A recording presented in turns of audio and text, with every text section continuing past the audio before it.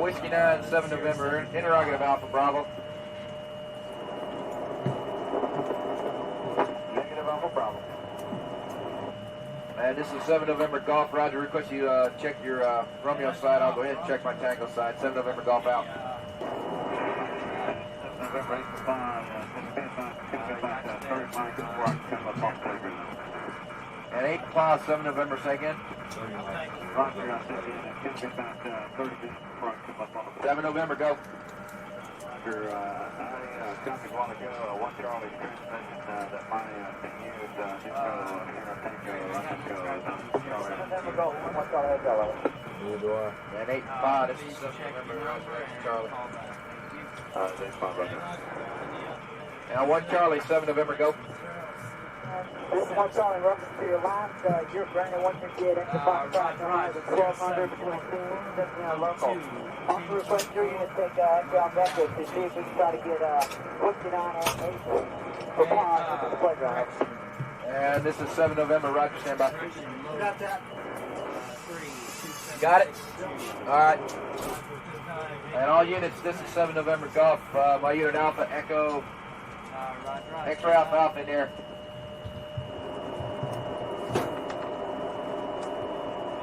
One Charlie, Alpha Bravo. Yeah, I never took a dip. I forgot to take a dip. Whiskey 9, 7 November, interrogative Alpha Bravo.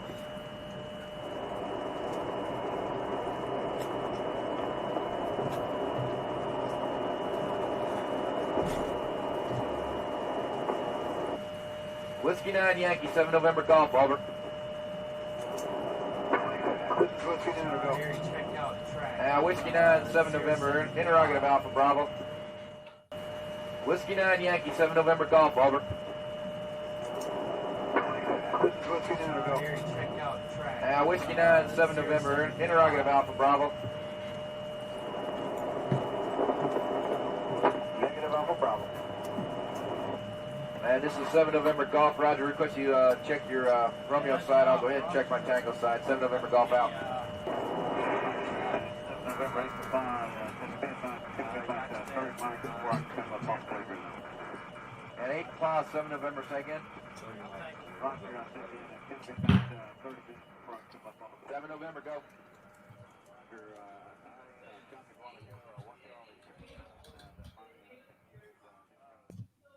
All right, welcome to a live stream. We got TheCivDiv and Dwayne Kimball from KMD. You know, Dwayne, a lot of people, at least on my channel, have been saying, hey, you and KMD are the best. I want to see this duo, KMD this, TheCivDiv that. And so here you go. Here's what you asked for, right? So Secret Sauce says, wow, this is crazy.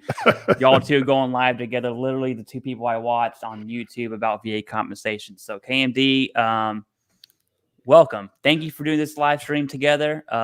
It should be pretty good. What do you have to say? Hey, thank you for inviting me. When you reached out, I was super excited because I know both our schedules are crazy. Yeah. But at the end of the day, I think it's good to bring a couple of different perspectives because, a lot of people on my channel, they just hear me talk. So now they get to see you on my channel and vice versa. So I think it's a good thing. And, I'm super excited about it because at the end of the day, I know you agree with me. It's all about the veteran getting what they deserve. Yeah, absolutely. And I'm glad you brought that up because something that we say all the time is disability compensation is so nuanced. There's rarely is there one answer for every situation ever. It's like, okay, well, what about this? What about that? What about this? And you kind of walk that dog down to the answer.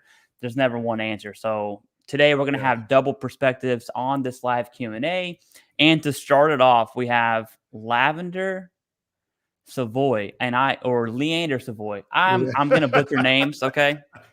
I'm from Kentucky. We can just leave it at that. Now, this person wrote a book. There's 5 comments. So let's just go ahead and break this down. I think this is a great one to start with. I've had 40% loss of use of a foot for 38 years. Never got an increase or filed for more claims. But October 22, I had a heart valve replacement and bypass on hypertension. I filed a claim. We're just gonna break this down because there's no way I'm gonna remember what you've said after we read this all. I can tell you the loss of use for a foot at a minimum that should be a 40% rating. If my memory is correct, you'll see it in 38 CFR, and then of course the loss of use pushes that claim into the SMC scale, depending on what exactly it is we're talking about, right?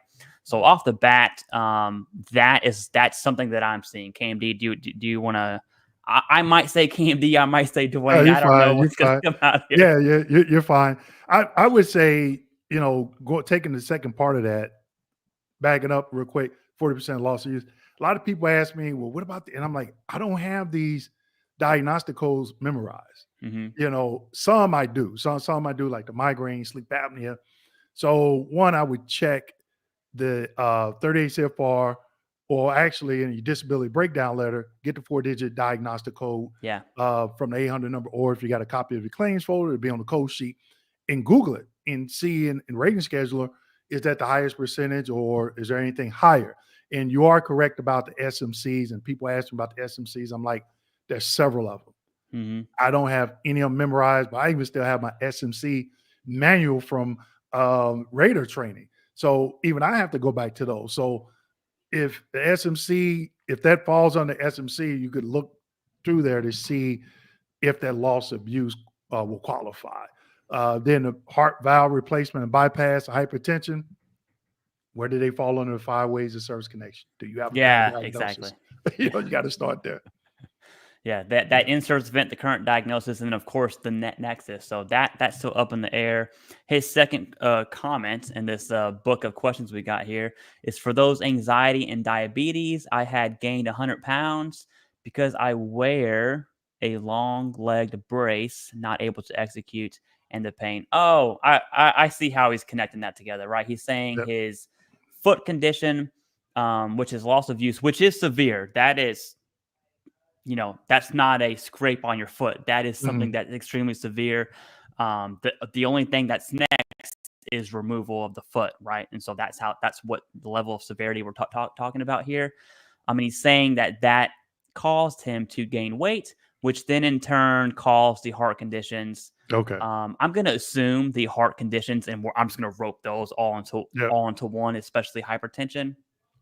I think what he's saying is the secondary basis of weight gain, which when you look at weight or obesity as an intermediate step, it has to make sense, right? I see a lot of people saying, hey, I got 10% for my knee. I'm obese, yada, yada, yada. Let me submit this claim. And then the VA will say, well, you're not dieting correctly. You're not working out, whatever. That's the cause, not a 10% for your knee. In this case, and loss of use, that automatically off the bat starts to make sense, right? We can't see evidence, obviously, but reading this, you're creating that story that makes sense. What do you want to add to that? And also, one thing I tell people, it's different from when I went through training. These VA employees these days, the training is different. They're rushing them through this particular training, and just like you pointed out, it makes sense. But crazy it may seem, that new VA employee, I guarantee, is not going to make sense to them. They're going to be like, what are you talking about? What are you talking about? So years ago, I didn't care if I saw a diagnosis or not. If it was a complaint somewhere or treatment and service, you're getting the CMP exam. Not today. You need that diagnosis. So loss of use, and I think the wording is going to have to be very detailed. I'm claiming, diabetes as an intermediate step due to X, Y, and Z. You have to spell that out, just to get to the CMP exam. Because you just say secondary, you may have that overzealous VA employee. Oh, there's no continuity, little things that I picked up on as a rater. I saw other raters use just as not a claim without a CMP exam. Yeah, absolutely. And something to add to your situation, Leander, is medical evidence. I always tell veterans this: when you submit medical evidence, not self-diagnosis, not self-reported symptoms. I'm talking like documented evidence from your preferably your primary care, it almost allows veterans like this cushion to kind of lean on in the appeals process, specifically higher level review.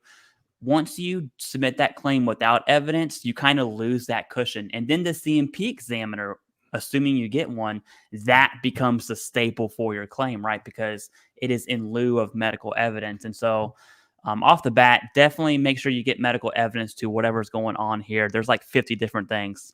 Right. Now Well, it says, but go before ahead. we move on, Clay, I want to point out, you pointed out something that's very important, and I guarantee a lot of veterans missed that nugget. You stated already be proactive and have some evidence there just in case you have to do a high level review. That is huge, because we know once you submit that 0996, you can submit new evidence, but it's not going to be taken into consideration. So now you have to think, hey, let me put the correct evidence in my file at the time I submit that claim. So if I have to go to a high level review and there's an argument, you already got that. The evidence is already of record. So yeah, that was a good point. Especially for like, if you're going direct service connection, you know you have it in your service treatment records from the Marine Corps or whatever service you are. If you know that you have a current diagnosis because you went to the VA, that is an easy claim, right? That's not what people struggle with. People struggle with the secondaries. People struggle with appeal specifically. And then the only time I do see veterans struggle with direct claims, because I said it, now I feel like I have to, kind of back that up, is when there's a significant time gap. So let's say it's 1994, you were seen on your exit exam for knee pain. It's 2024. So 30 years later, you now have a diagnosis of, right knee, whatever. The VA is going to look at continuity of symptoms, and that is no longer an easy claim. Right. But you're talking like BDDs, or you're out of service for 1 year, easy peasy. All this stuff you see on YouTube probably does not apply to that veteran specifically. So it definitely depends on timeline stuff. I always, when that happens, one statement that I was looking for as a rater, and I even use this in my personal claim. In the military, we're trained to do what? Suck it up, not to go to sick call. So when veterans would say, hey, I was in a combat unit, I was trained, to suck it up. I did go and get, seek treatment. But once I exited from service, you just can't turn that switch off. You're still the same way unless it really, really hurts. And I was like, yeah, that makes sense. And still get the CMP exam. But now you're at second base and you got to deal with that CMP examiner is going to have that same mindset. Absolutely. I want to break away here. So real quick, guys, thank you for being a member and thank you for donating. StreamYard does not tell me which channel it is, so we're just going to blanket say thank you, okay? So thank you for being a member. Welcome to the team. AFET, thank you very much for the super sticker. We definitely appreciate that. We have Sir Fresh, who with a $5 donation with a question. We're definitely going to answer this one, right? Can I get back pay for a denied claim from 2017? And I claim this year is for PTSD, and evaluators are accepting all of my claims. Let's go ahead and get your take on this one, and then I'll add some two cents. Yeah, if they didn't let that 360, two things. If they didn't let the 365 days lapse from the date of the notification letter, and you came back in and you continue to pursue that claim, then yeah, that effective date could possibly go back to 2017.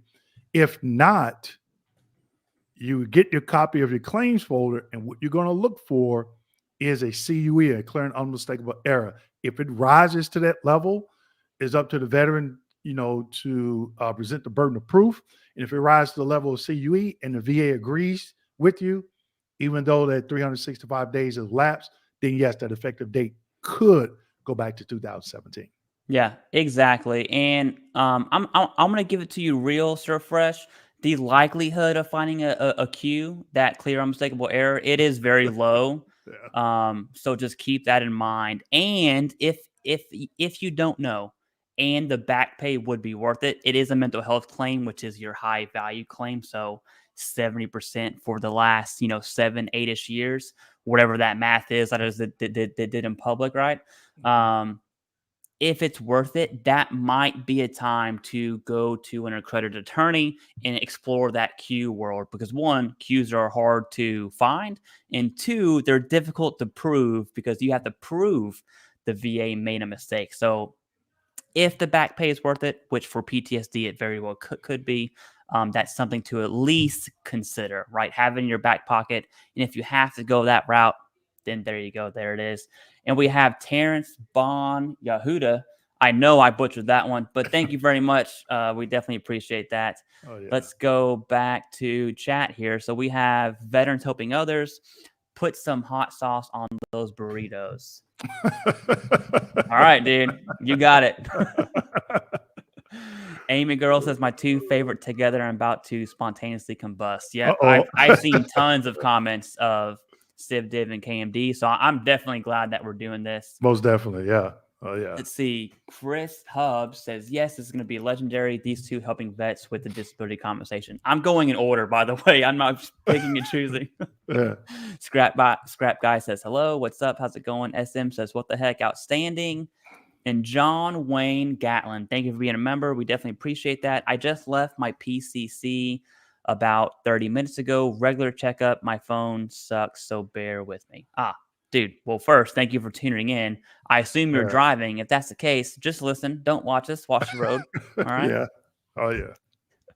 Okay, Killmonger. Here's a question that is pretty intricate. So can you discuss the implementation of CAFC presidential decision of Alaska v. McDonough, SMCT, and how will VA implement it going further now? I'll tell you straight up, I haven't even, when it comes to case law and things like that, it's very difficult because it's so intricate that if you find a case law on a disability similar to you, the situation and the evidence for that specific situation may not be the same. So I always start with that, right? Case law is, we're in the attorney world right now. Just keep that in mind. Do you have anything to add to that?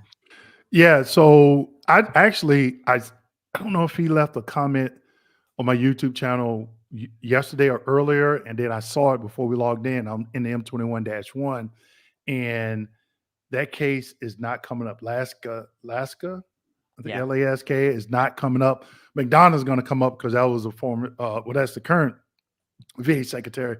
So there's tons of court cases. But when he talked about SMCT, and I don't want to get too far in the weeds with this, what I will look for is a rater. You got to have SMCL, aid and attendance, right? But on that form, the conditions that you need, the residuals that you need, SMCT for TBI, you need aid and attendance. The residuals have to be due to the traumatic brain injury. Yeah. To qualify for SMCT. So I was trying to find that case. That's what I was thinking. I'm like, okay, let me go see what this court case is talking about in that regard. So like you said, as a rater, when I used to look at these, I was like, oh man, I got to read this court case. And it was just like pages and pages of stuff. And then you have to figure out, does it pertain to what you're doing with your case? It could, and then again, it could not. Yeah, and I'm going to assume you're in the appeals process, because if you're looking at court cases, you're probably in the weeds when it comes to fighting for SMCT. And so depending on your situation, that might be another time to consider attorney. There is a point where appeals get too hard for the average veteran, okay? And at that point, you at least need to consider that. I will tell you this, Killmonger, one of my friends has SMCT, and it is, I'm gonna use, it is clear as day that he has SMCT. It's definitely not, he might have it, right?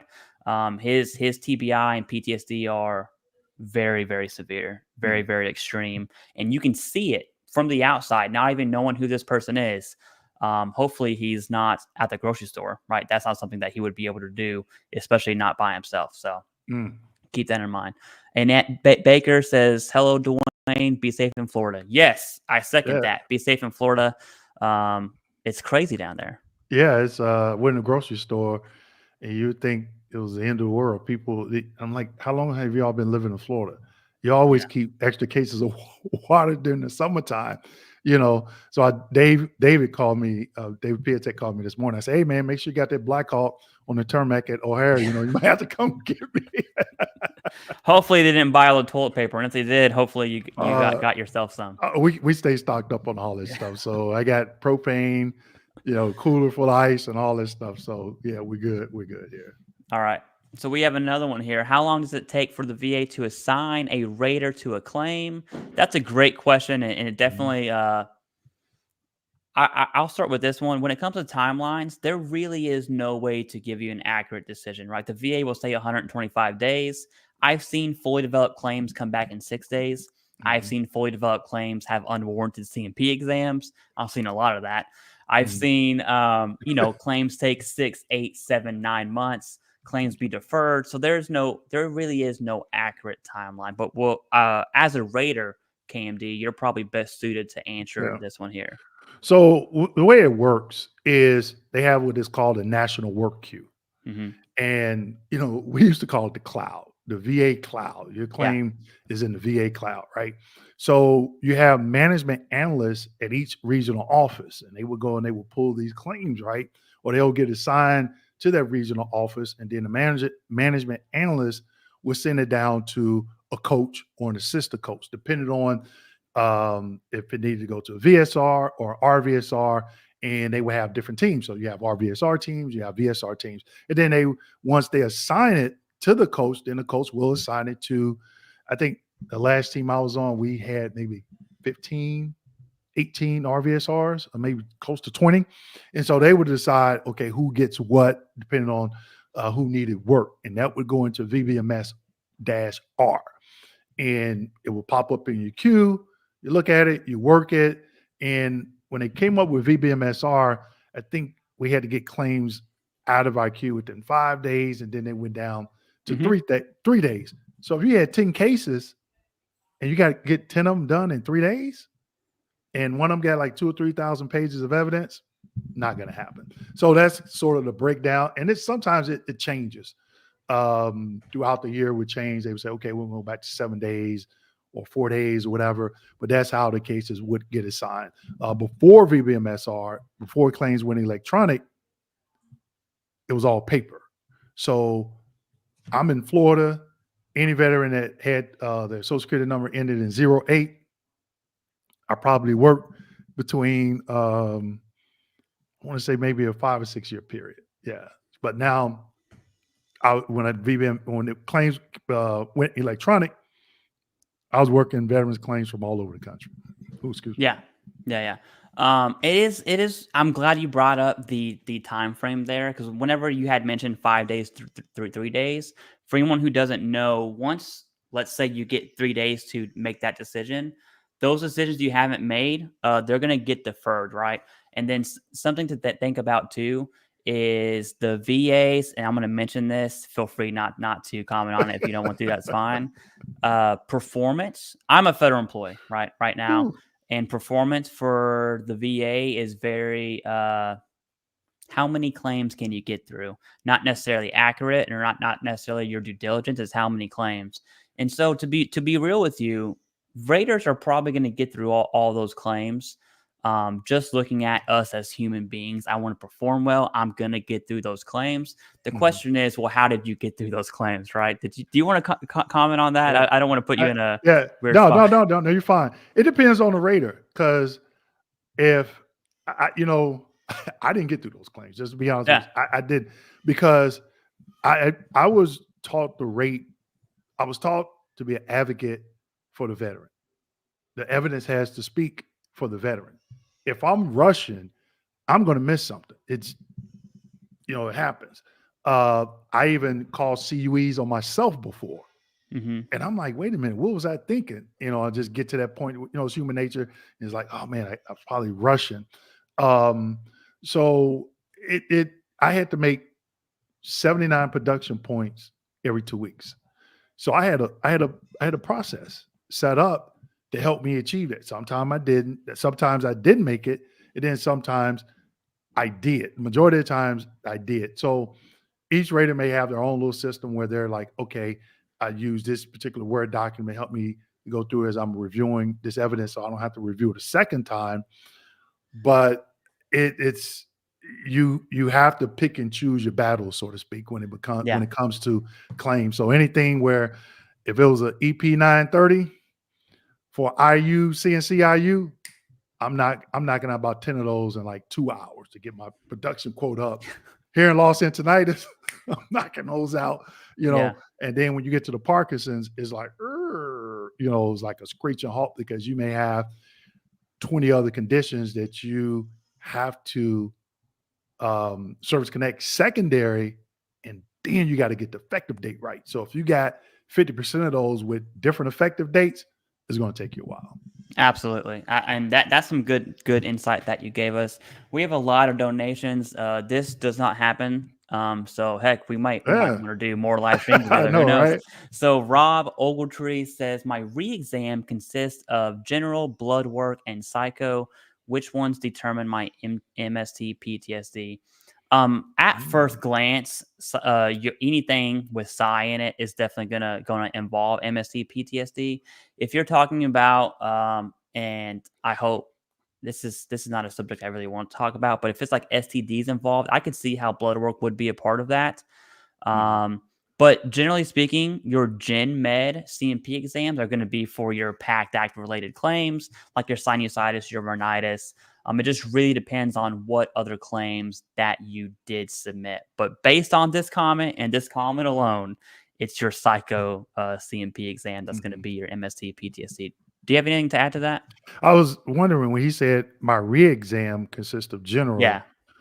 I wonder if he mentioned like a routine future exam, or he filed new claims and just come back in and getting a new claim. So that's when he said re-exam, that's what I was curious about, if it was a routine future examination.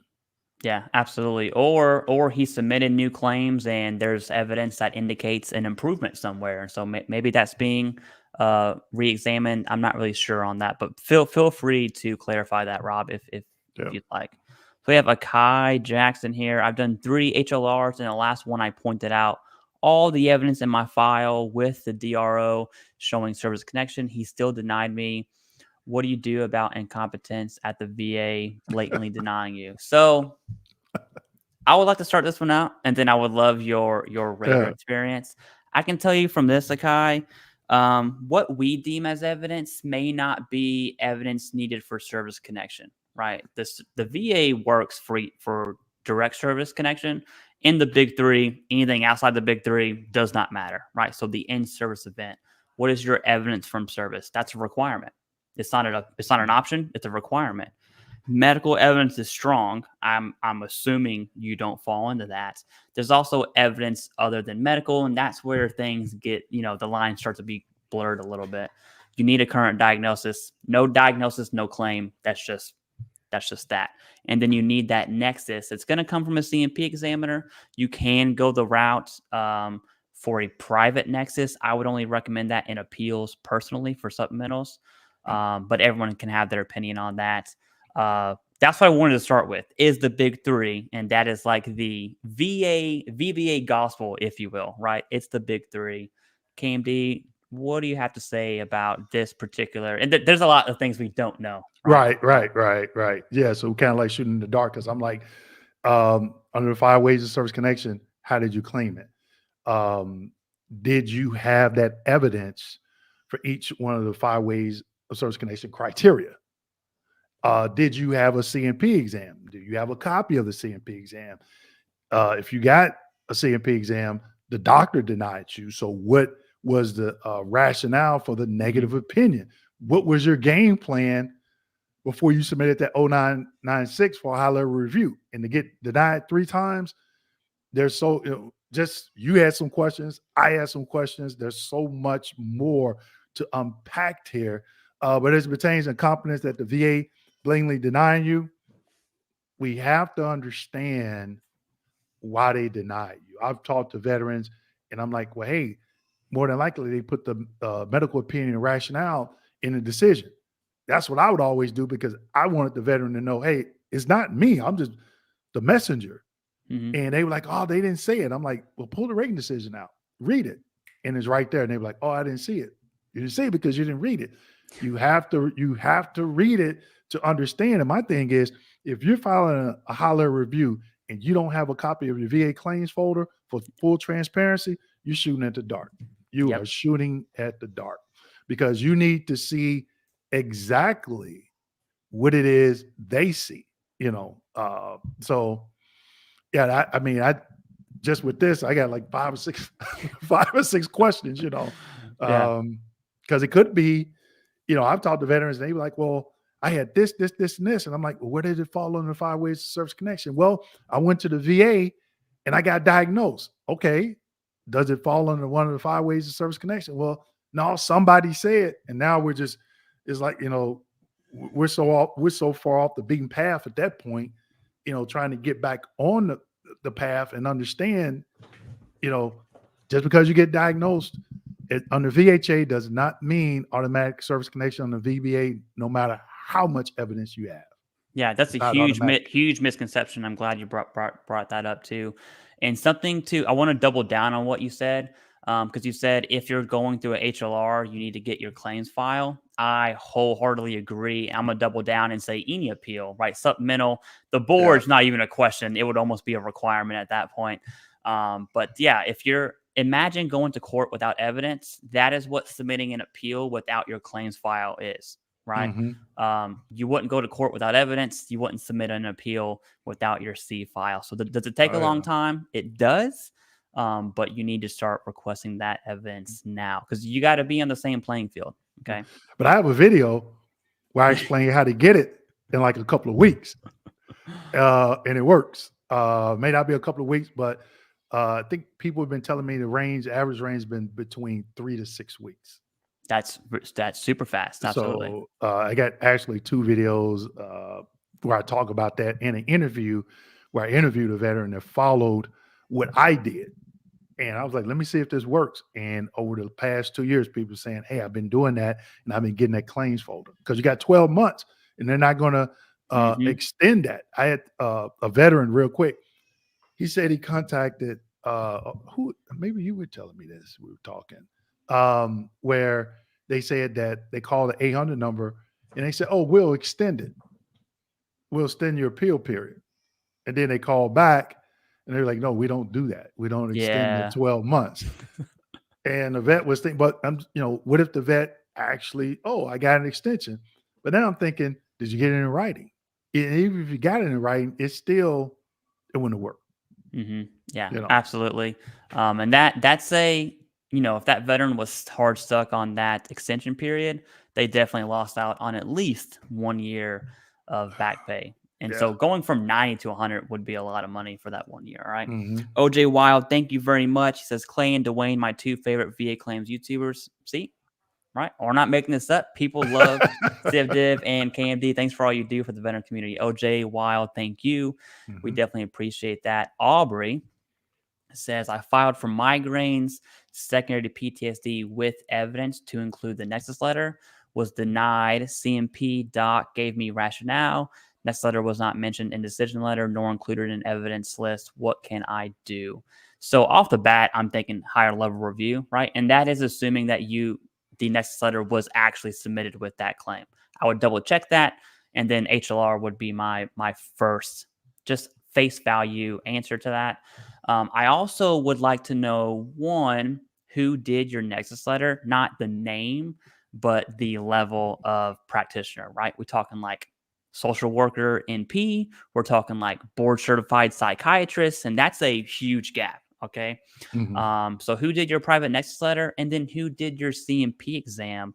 Because depending on those answers, that would also be an argument for service connection. It just depends on how you would answer that, right? A psychiatrist's opinion is going to beat a social worker every single day of the week, assuming they looked at all the medical records, right?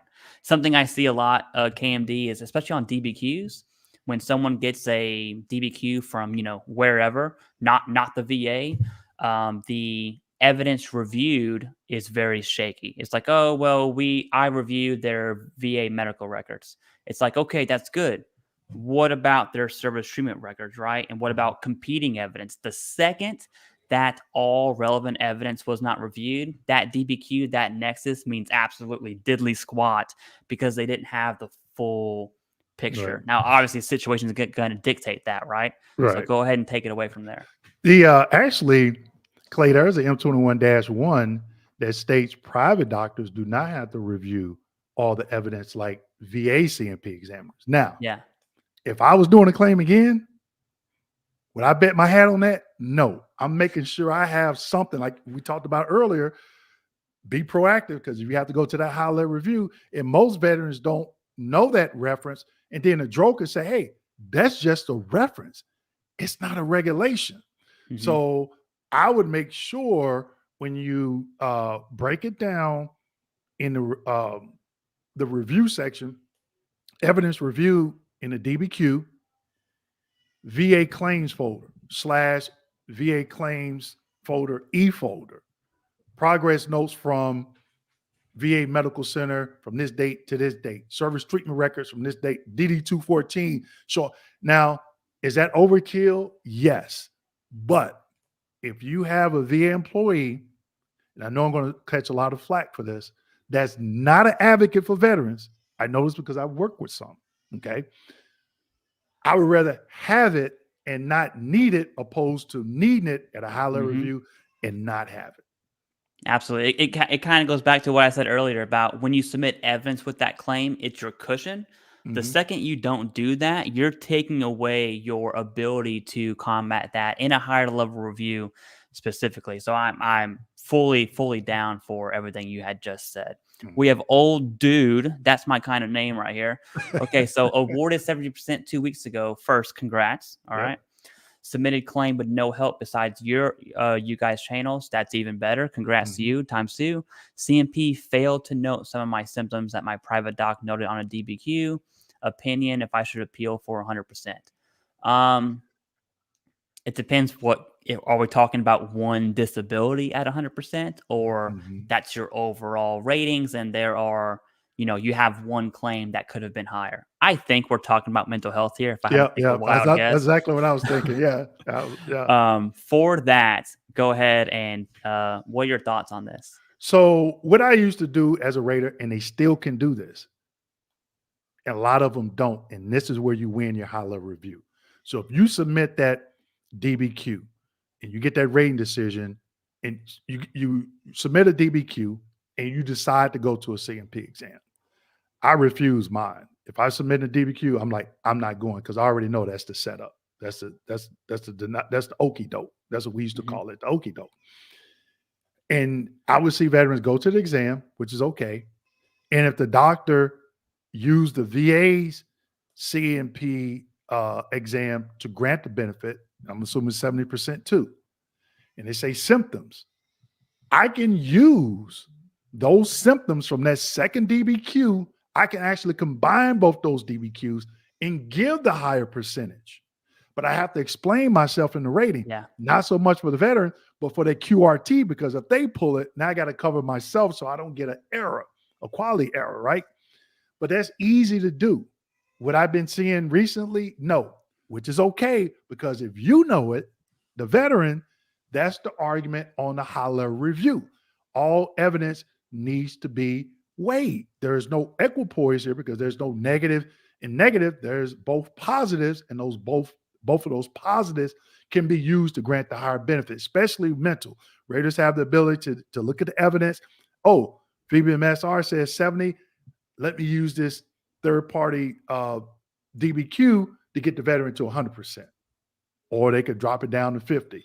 But again, the claims folder, having that CMP exam, knowing this going forward. So when you say symptoms, you look at the 100%, and hopefully you should already, like Clay said, submitted evidence stating you should be awarded that 100%. That's the argument on a high level review. Absolutely. In this case. And you had said some golden nuggets there that I definitely want to point out. You had mentioned 70%, and then you mentioned one higher, one lower. That's the process that raters will go through. I'm sure you can talk about this way better than I can. But essentially, I'm going to talk about the human aspect to that. If I'm a rater, I'm working my 9 to 5. I have an automated system that tells me, hey, this veteran service connected sets at 70%. I have 100 claims to do that day or whatever number it is. My performance is based on quantitative, meaning I need to get through claims. Am I going to spend the time to do that quality review and then bump it up to 100? Or am I just going to hit the button and go on to the next claim, right? And so just knowing that aspect, and I don't want to insinuate, all I'm saying is it's pretty likely that's what happened, okay? Especially if you have clear evidence of 100%. But I do want to point this out, though, because there's a lot that we don't know. When it comes to mental health, it's also subjective. So what one examiner would determine as total and social impairment, total and occupational and social impairment may not be the way someone else does. It's very subjective. The proposed changes for mental health does seem to get rid of that subjectivity at least a little bit.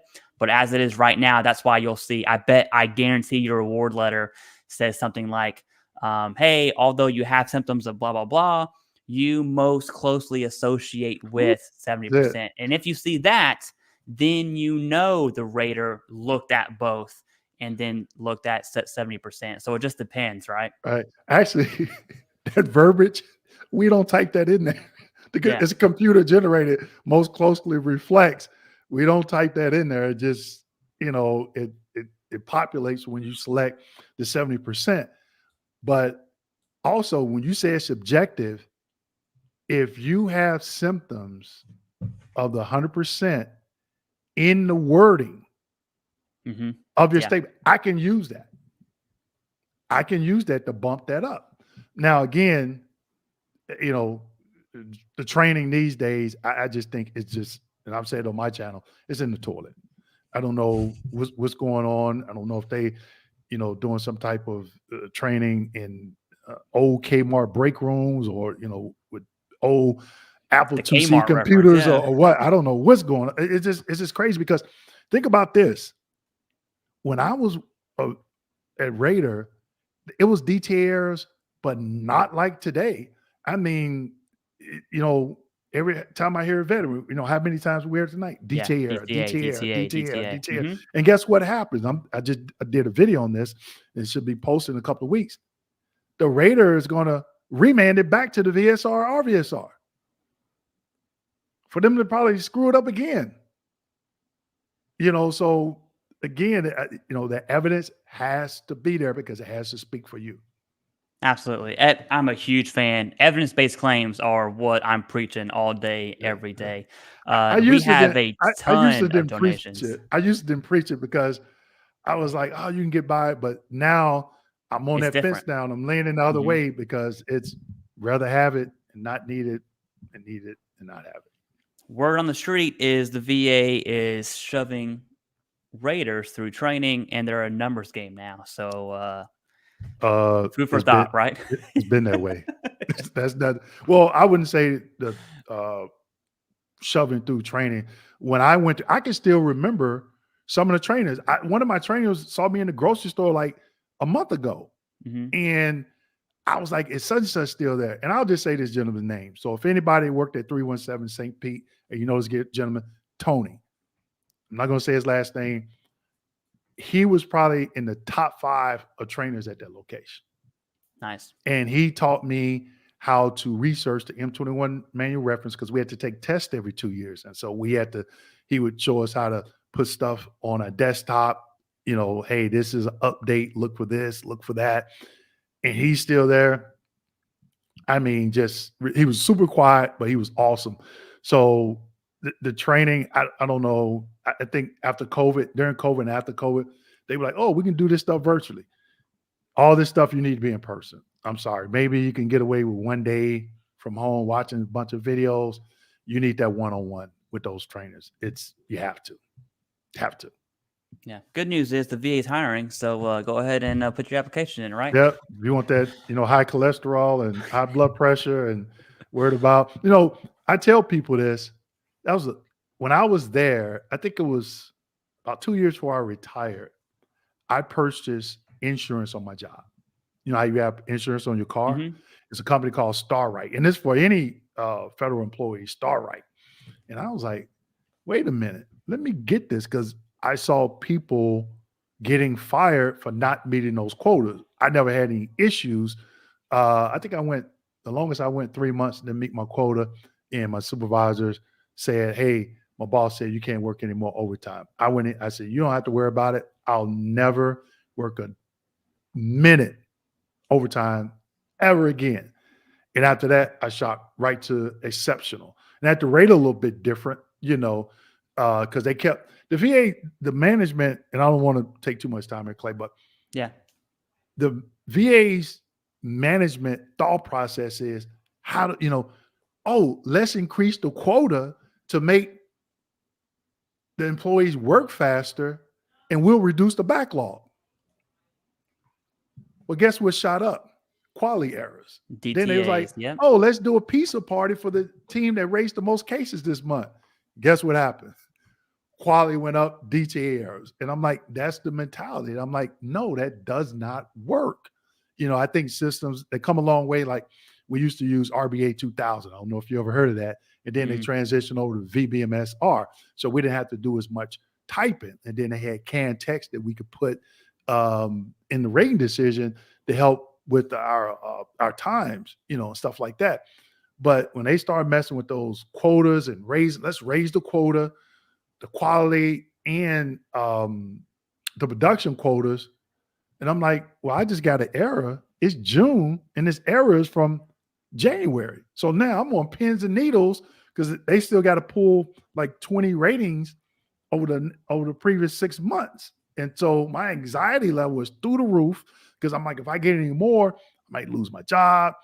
Veterans submitting 5,000 pages of evidence, so I can just go on and on. But yeah, if you want to get in that madness, go right ahead. Go right ahead. All right, Air Force vet, thank you very much. She says 100% PNT. Congrats to you. Yeah. We're definitely glad. Like anytime I see veterans comment that's saying, "Hey, CivDiv, you help me. Hey, KMD, you help me." That's the whole goal, right? We can make videos about this or that. Sometimes I do fun videos. Sometimes I do serious videos, but this is the goal right here. Yeah. The Dusty Hunt, funny name there. Thank you very much. We definitely appreciate that. Maria says, thank you for everything, the both of you, for helping us navigate this crazy process. Absolutely. Thank you, Maria. We definitely appreciate that. And you're a member. So kudos to you. Tyler Autry, thank you very much. We appreciate that. John Sullivan. We got a lot of thank yous here. So I'm just going to go through them.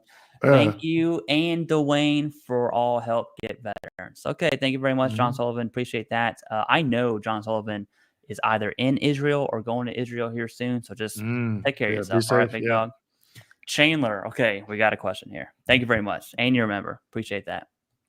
Diagnosed with shoulder pain, dislocation at CMP exam, denied service connection, still within 1 year of separation, dislocated in service several times, but no evidence. Should I file higher level review? I want to hit on that 1 year window because people have a lot of misconceptions about that, and then I'll hand it over to you. So first off, the 1 year window does not mean everything's presumptive. There are some presumptives within 1 year, tinnitus and hearing loss being the most common. It doesn't mean it's presumptive. However, isn't it crazy how you've been out of the service for 6 months? You have this condition that clearly shows deterioration over a long period of time. That's why it's easier to service connect conditions within that 1 year time frame. For instance, if you have an impact, let's say I get in a car wreck, that is an impact. And so you can see damage. Hey, that happened. And since that date, now it's deteriorating. That's an impact condition versus I have no cartilage in my knees over the last 15 years because I was in the infantry doing patrols and now I've been out 3 months. And so that's what the 1 year window is really for. It's not presumption. It just made it seem like you had implied that. So I just want to get that out of the window.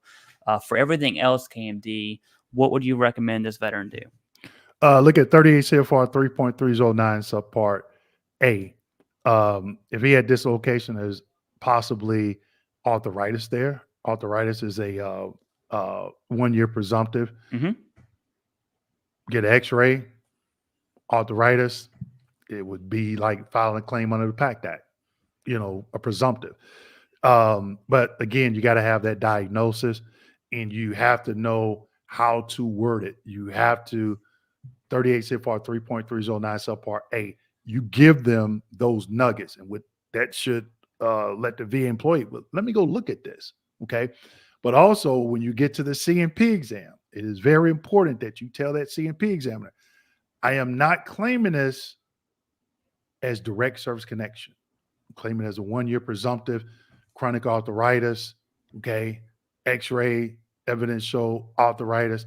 And at that point, even as a former rater, even if that examiner gave a negative opinion and I see that diagnosis of chronic arthritis, I can overturn that negative opinion and go ahead and grant on that basis, as long as I cover myself in the writing, the write-up, in the narrative, I am granting this benefit under 38 CFR 3.309 subpart A, 20%, long as I see pain.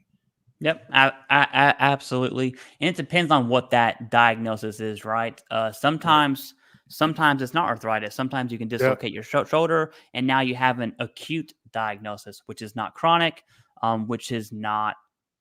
that's not a part of the big three. The big three is that chronic current diagnosis. That's a little bit subjective when it comes to shoulder dislocation. So it just really depends on what we're talking about here. But absolutely. So Bobby D is one of my favorite names ever. So I have 5 comments to my question, so my question would fit. Bobby D's, I'm gonna have to do some searching, but we're gonna come back to you, Bobby D's. I'm gonna put a star in your comment, and then because I'm gonna have to go search your comments here. GLO Management LLC with the what do you call that? The shameless plug there. Okay. After I've had a brain fart, right? After 22 years of service, I retired in 97. I was recently awarded 100 effective October 1, dated August of 23. Will my retirement pay affect my back pay? Go ahead. No.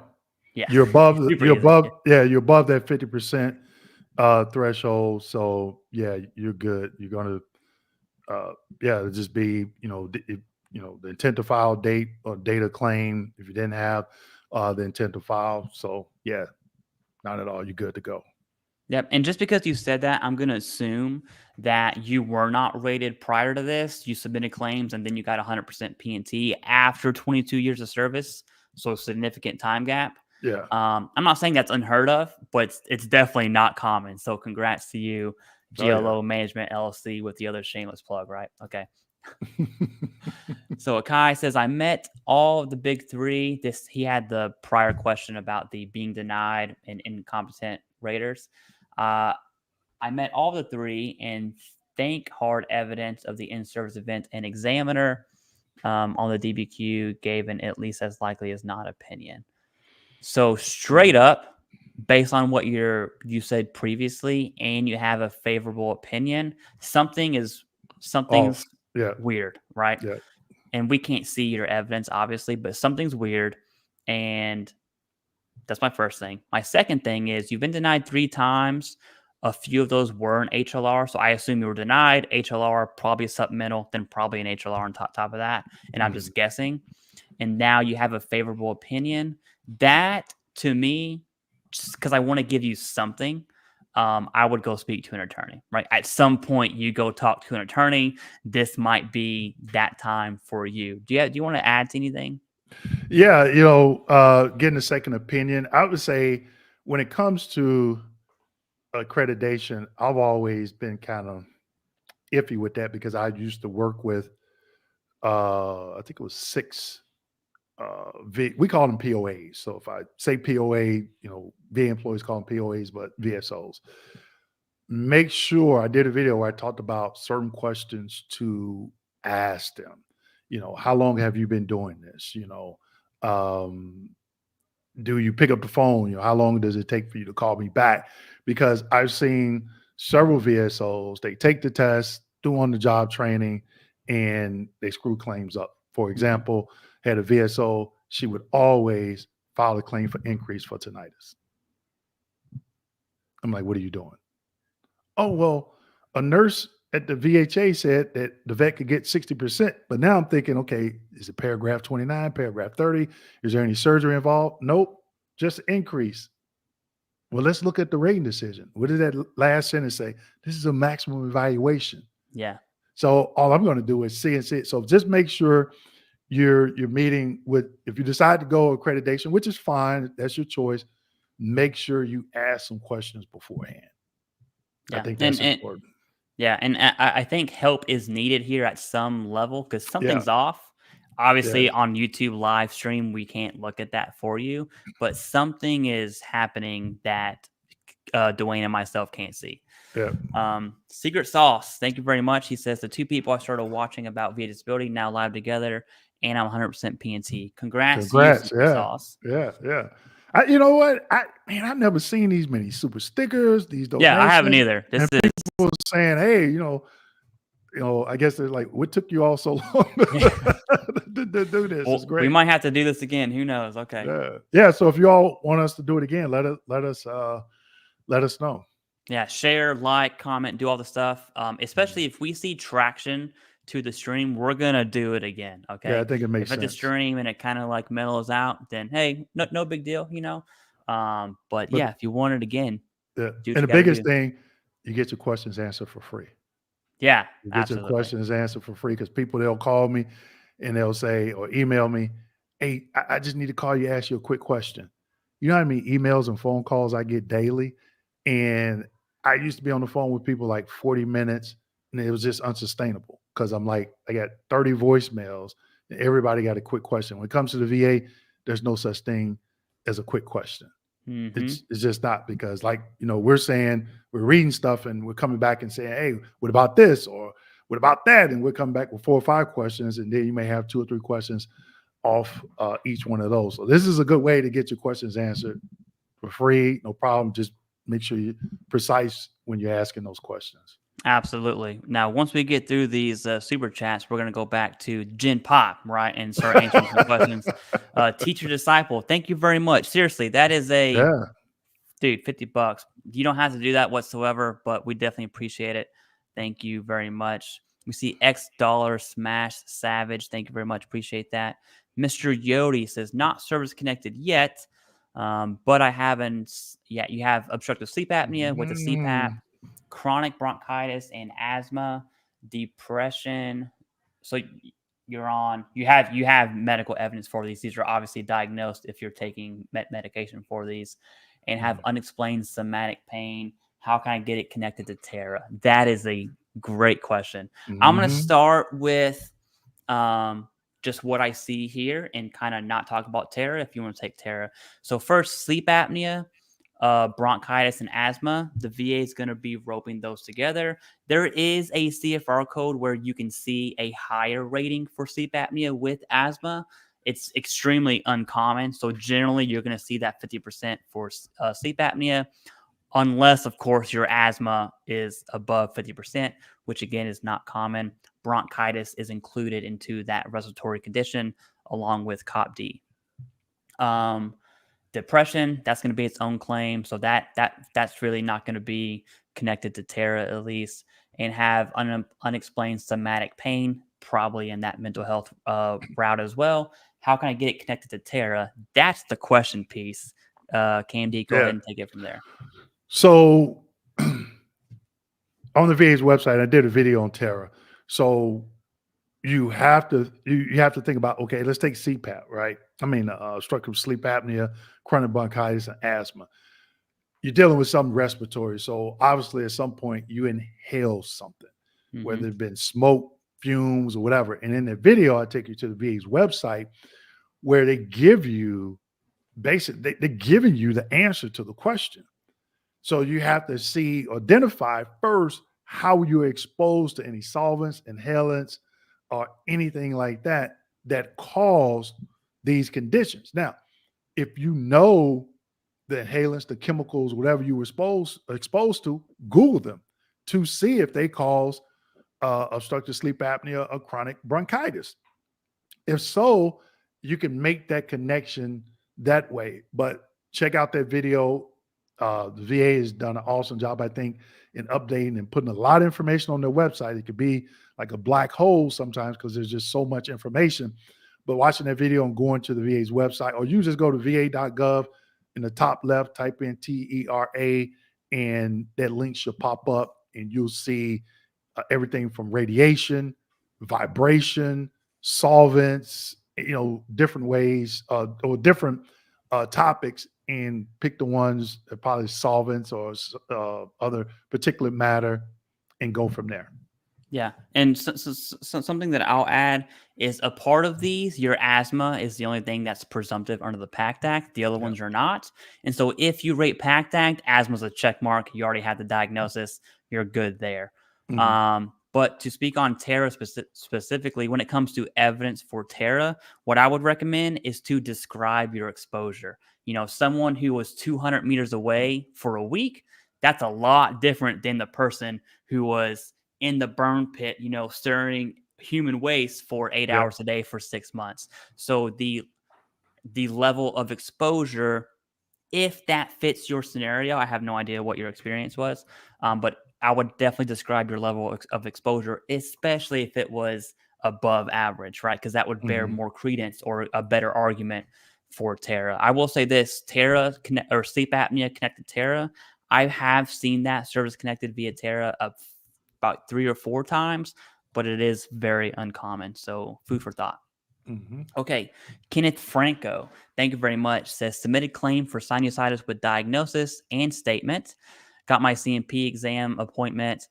A week later, they set me up with my VA primary care provider, and he asked me when started and what symptoms. That's it. 5 minutes. I'm in step 5. I'm worried. Help. Okay. A few things here. I want to know if you rate PACT Act. If you do and you have the diagnosis, a 5-minute appointment for sinusitis is completely normal. I know that sounds insane, but it is. And that assumes you had the evidence with that. When a CMP exam is ordered, what's supposed to happen is their CMP exam is supposed to fill the gaps. For a super easy claim like this, you're going to see your very, very fast CMP exams. And assuming they did not have to do a medical opinion because you would rate PACT Act, it's normal. I think the opposite's also true, KMD, where if you don't rate PACT Act and all we have to go off of is a 5-minute CMP exam, should he be worried? I'm not going to say that because we don't really know the claim, but it's definitely makes me not as comfortable if the claim was presumptive to begin with. What are your thoughts on this situation? Yeah, I think a 5-minute exam is entirely too short, and here's why. And I'm going to put some ownership back on the veteran. If you look at the general rating criteria for sinusitis, you need to go look at that first before you even get into that CMP exam. Because if the doctor was to ask me, hey, you have anything to add? Yeah. Hey, I noticed you didn't ask me questions on the DBQ.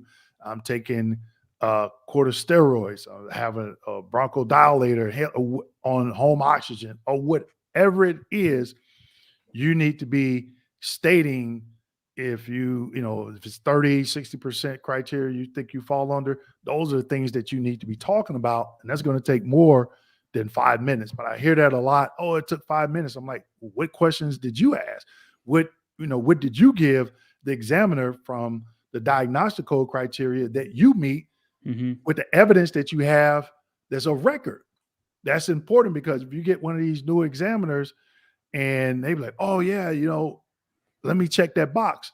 That could be the difference between a 60 and a 40%. And if you're up around 93, 92, 93%, that could be enough to get you to that could be enough to get you to that 95% threshold. Absolutely. I'm glad you brought up new examiners. I am a fan of the VA is not the enemy, although sometimes they make it very easy to say that, right? However, I am a fan of CMP examiners are the enemy. because you have your new examiners. I can't tell you how many CMP exams veteran has sent me where it lists the experience level and it always says less than 1 year. I'm like, okay, that changes the game because now veterans need to be more active. I'm so glad you brought that up. But every now and again, you do have good CMP examiners out there. Mm-hmm. And so something to also consider, which may not be true, it may be, we have no idea. If you had the evidence and the examiner looked at that, they could have very well completed that prior to your exam or after your exam. So it just depends. My first question is, did you submit evidence with your claim? If you did, I think you're in good hands. If you did not, I think it's another indicator of maybe it's not going to turn out so hot. But I'm hoping you are presumptive because that would be a lot easier. Mm-hmm.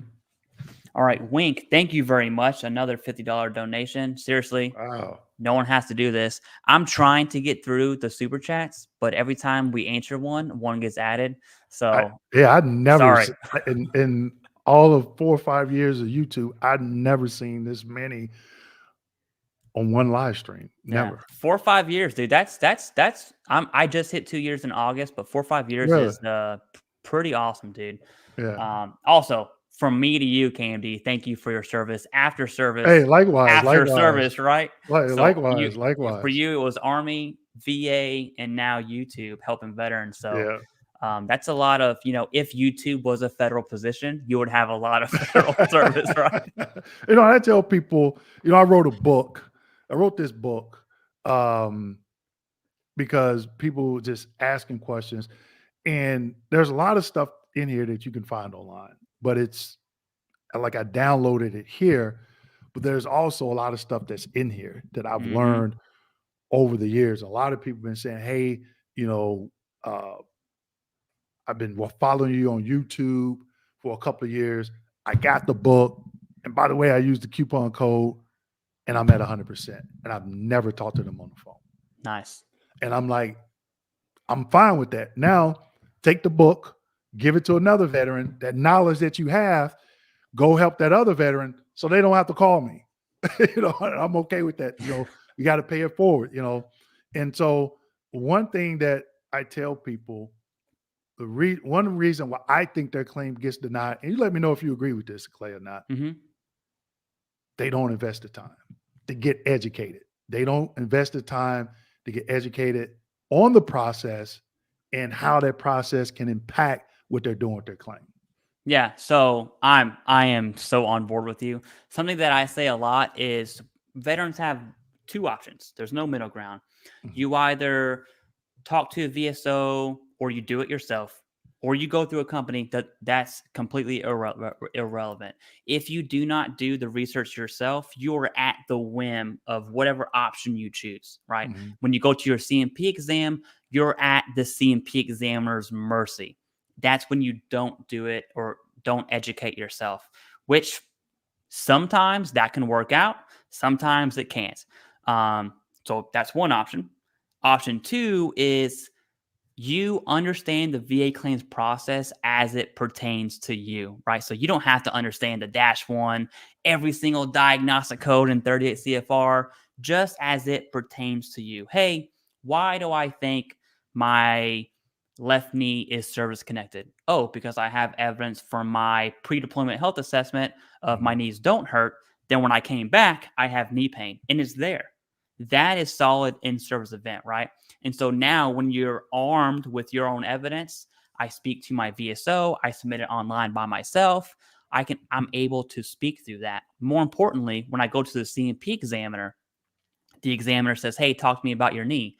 Oh, well, I have a post-deployment health assessment from 2014 that says knee pain. And just by you even speaking that, you're essentially doing the examiner's job for them, but that's only possible if you educate yourself, right? You don't have to understand every single thing that a VA rater like KMD knows, just as it pertains to you. So I seriously, I could not agree more. Yeah. All right, so we have. I'm sorry. No, I was going to say you brought up about working with VSOs, and you said another company. One thing I want to point out, I'm a consulting company. At certain things, I do and there's certain things that I don't do. And just like I said, as VSOs, attorneys, if you want to use them, fine. If you use any company, you still need to be asking questions. Yeah, for sure. You know, how do you charge? I know that's a big, I don't want to get into it tonight, but that's a big controversy out there. And I've been hearing people, when I first started my business, people was like, well, wait a minute. Are you going to charge me 15, 16? I'm like, where are you getting these numbers from? What are you talking about? And then they explain it to me. And I'm like, oh shit. I'm like, what? You know, I'm like, no, no, we don't even, it was crazy. We had one veteran, and I'll be real quick, end up getting service connected. And when I learned about this, what they call it, 5X, 6X, I guess. Yeah. And he says, yeah, he says, well, I can take this back pay that, you know, when I took your education to pay this other company this 10 grand. I'm like, whoa, you did what? And I was like, and I couldn't get past that. And he showed me the service agreement. I'm like, you have to ask questions. You have to be careful what you're signing, because that is important, or you might be on the hook. But I didn't want to go off on that. Yeah, dude, you're preaching to the choir right now. But just understand who you're working with. And another thing you need to be educated on as well, because if somebody's telling you, I can guarantee you something, that is a huge red flag. I guarantee people this. If you don't invest the time to read what's pertaining to you and your claim, the chances of you being successful go way down. That's as far as I'm going to go with guaranteeing. Absolutely. Yeah. Guarantee that, oh yeah, you can get 100%. Nope. Stay away from that one like a hot stove. Absolutely. So Wink, thank you very much. He said, served in the Marine Corps Reserves and National Guard. Even though I had 3 deployments, I didn't think I deserved benefits. That is a very, very common theme, especially for the reserves and guard. It's that feeling of I don't deserve it. And you have deployments, which is insane.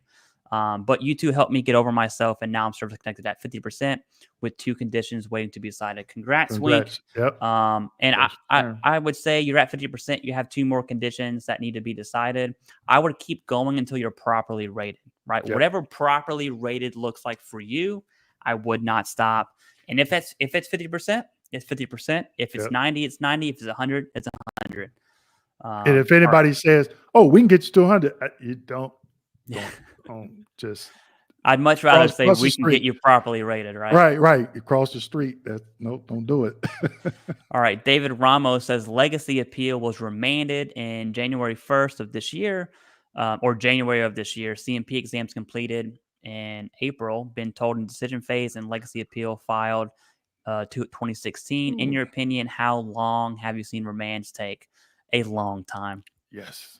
The good news is yours is in the queue, right? You had your exam, and so it should be soon.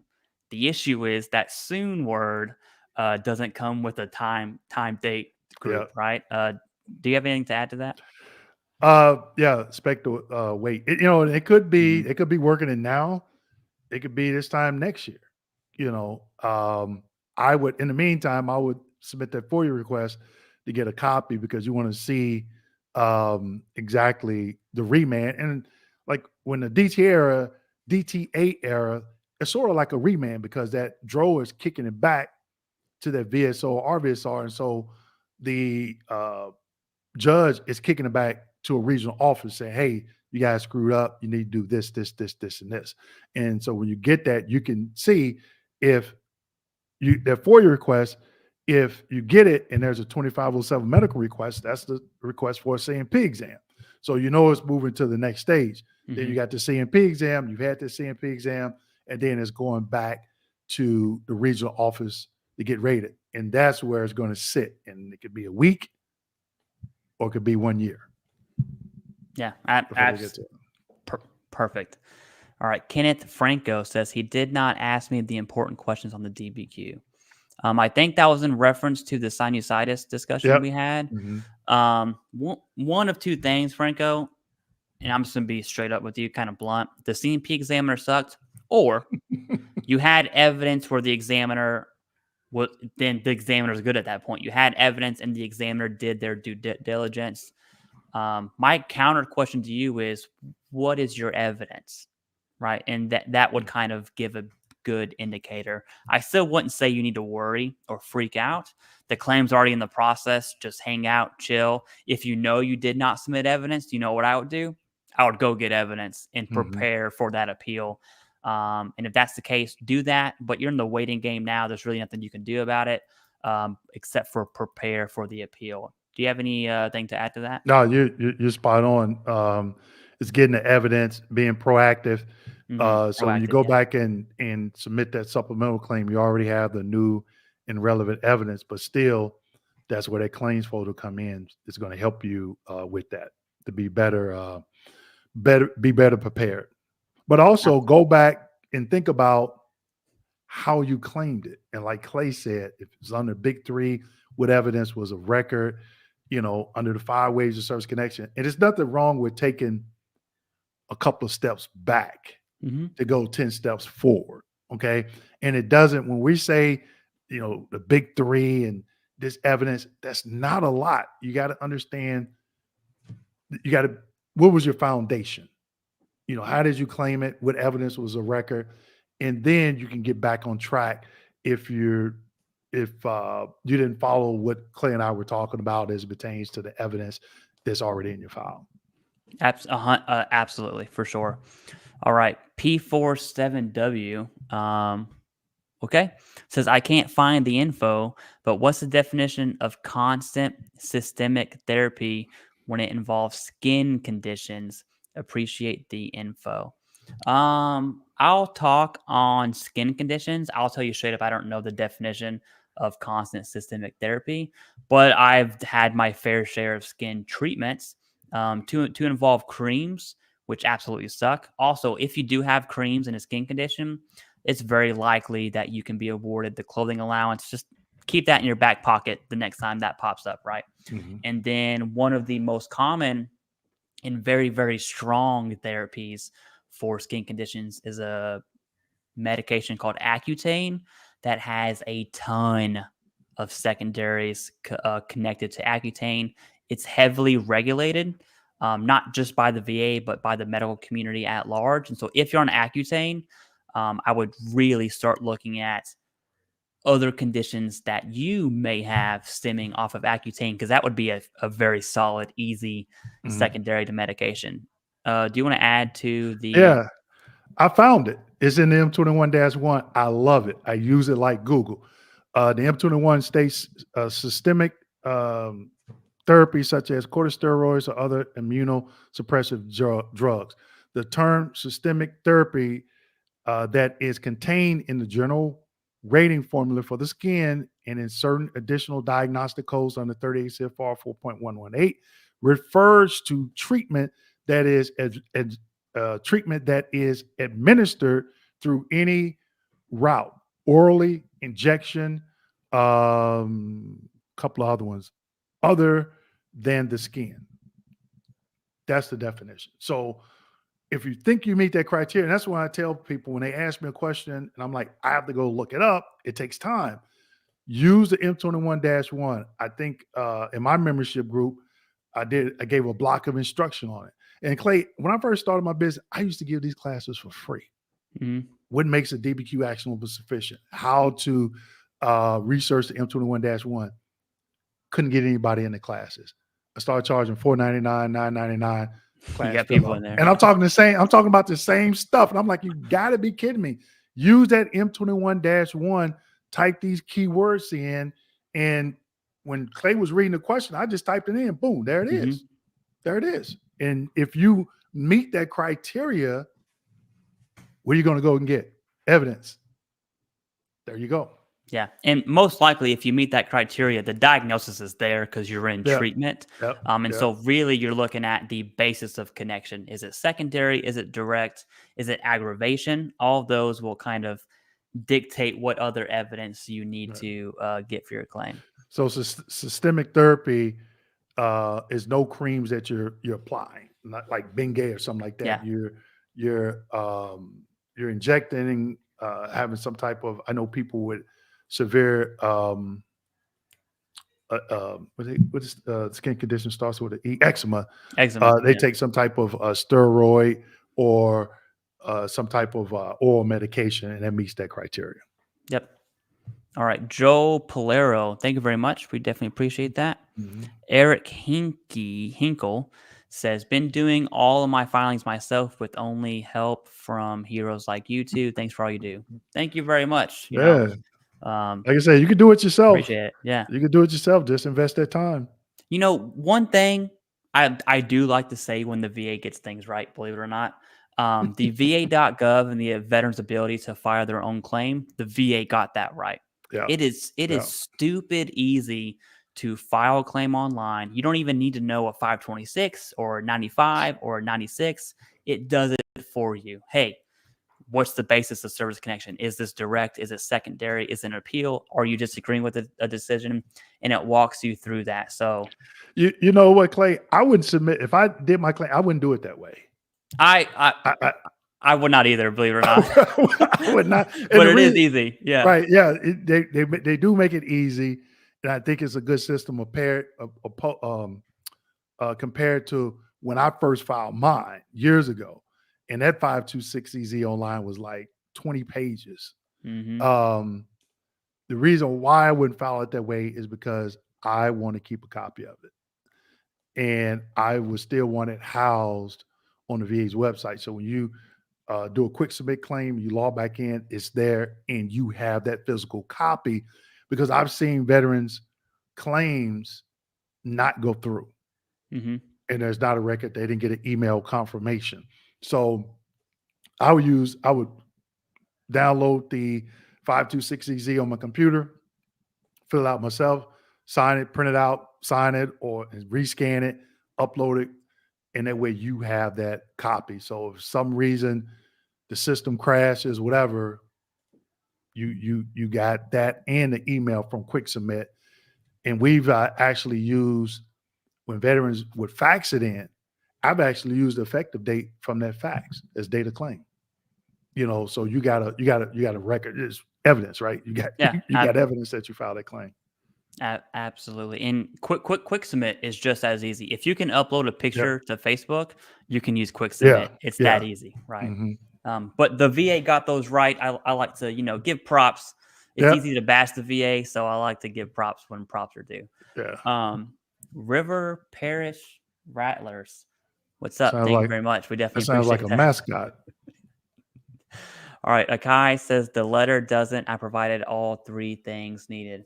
Yeah, this is on the 3 HLRs. Yeah, man. At some point, you need to get help. I can tell you just straight up from a YouTube live perspective, right now, there's nothing that we can do for you because we really need to see the evidence. Like, seriously.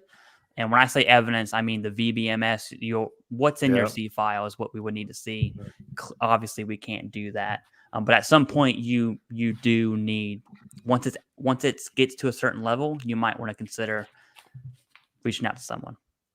You gotta have that CD.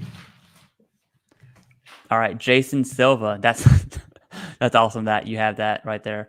Says, I've been avoiding KMD98 because of Clay's disdain for claims companies. That's a great comment right now. Good to know there's some good ones. Yeah, so on that, and the elephants in the room, I'll just talk about it. There are good claims companies out there, and there's nothing wrong with it. I've always said that I fully believe a veteran should have choice. Absolutely. The issue is when it becomes predatory. That's a little different, right? And so I'll just mention one of many indicators. There's a whistleblower court case right now that indicates, and I'm going to use specific language on this because I don't want to get in trouble. There's a court case of whistleblower report from a person who worked at a certain company that talks about the verbiage is almost always, no matter what the situation is, the company would force the veteran to go depression secondary to chronic pain, send that person to a specific provider who was also affiliated with that company, and almost always came back at 50% or higher. And so you look at that happening 100 times, there's a million claims that's going to happen almost always. So like 95% of the time, something's weird there. Now, I don't want to go too deep into it because it just gets, the more you clean, the more dirt you find. But there's a difference between predatory and then good actors, right? Right. You want to add to that? I think, you know, because people have called me claim shark a lot. And I'm like, well, do you know what I do and what I don't do? We used to do what is called educational packets. And that were flat rate. And we had a 98% success rate. We didn't represent the veteran. We didn't ask the veteran for the social security number. We didn't ask the veteran for the login information. We didn't submit any claims. We didn't tell veterans, you have to go see this doctor. You have to go see that doctor. If they had a DBQ, we would look at it only to tell them if it was actionable and sufficient per the 38 CFR. We know doctors, but we tell veterans, you go see who you want to see. It is totally up to you. And we've had veterans not pay us. And I'm like, fine, not a problem. And they were always the ones that got the 100%. And so our basic educational packet was, I think, $21.99. And then the highest one was, I want to say 51 that we never sold. That we never sold. So people were getting 10, 15, $20,000 in back pay. And if there was one of our basic packages, it was $21.99, that's all they paid. And then if they had questions on high-level review, there was no additional charge for that. Yeah. You know, and I would do, it was a local community college. I did a free veteran presentation for over 5 years. No charge. I would tell people, hey, on YouTube, hey, get in that. You can ask me questions. Rarely would people show up. Every Thursday, it's another nonprofit fraternity other than mine that I've been a subject matter expert in that for over 2 years. And also, you know, I only recognize 3 people from YouTube, and I've talked about it, and it's free. You know, I've done I did a free event last year that companies hired me to come in and do it for their employees. So it's free to their employees. We had I'll never forget, it had 532 people sign up. 154 people showed up. It was free. So I do a lot of things out there that's free. And I just this week I asked you, I said, hey, you know, some with Native Americans. I was like, hey, let's, if you can, let's do it. But I don't know what it is. Some veterans in free, it just don't, it don't, you know, it doesn't make it, I don't know. It's like kryptonite, right? Yeah. So when I get called that, I ask them, I just ask people, so why do you say that? You know, what reason? Oh, well, you're charging people 5X, 6X. Where I've never done that. That wasn't my pricing model. Where do you get that from? But at the end of the day, again, like you stated earlier, work with who you want to work with, but ask questions. If you're signing something, read it. When I went to the doctor the other week, I'm sitting there reading everything, asking questions. Wait a minute. If I sign this, what does that mean? Every time I take my car to the dealership to get an oil change, I'm reading that. Because I'm signing it. I could be saying, hey, you could trade my truck in and give me $2, and I sign that. Now I got to go to court. You know what I mean? It's just, you got to look at that stuff. You got to understand, you know, who you're working with. Go out there, look at the Google reviews or whatever. That's something I think you probably kept up more than me, because I'm doing some other things, and just to, you know, spend time on checking on this company or this person and seeing what they're doing. But yeah, it's wild out there. You don't want to look. It's wild. 18 grand gets stuck. It gets stuck right here. I'm like, who's doing your claim? Jennifer Lopez or somebody? I'm like, what? Seriously, you know? 12 grand, 15 grand, 18 grand to charge. That is, we've crossed the line way too much. That's a clear difference. Also, and we'll just take this at face value because I want to get into it. We'll keep answering questions. The VA OIG would not be testifying to Congress constantly about fraudulent DBQs and entities who are altering DBQs if it was not a thing. Food for thought, right? And I think with that, veterans should be held accountable too, because if you know that somebody is written a DBQ for you for something that you know that you don't have, Mm-hmm. you know, you got to take some accountability for that too.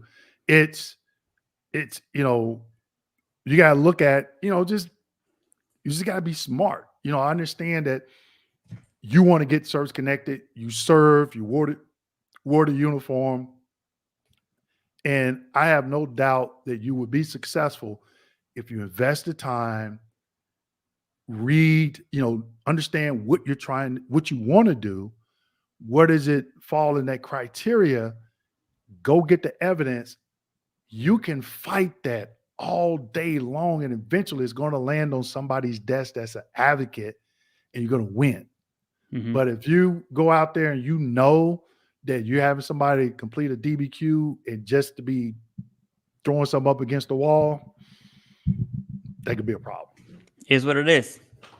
That's what, you know, fraud's fraud, and it is what it is. Yeah. So great topics today. Yeah.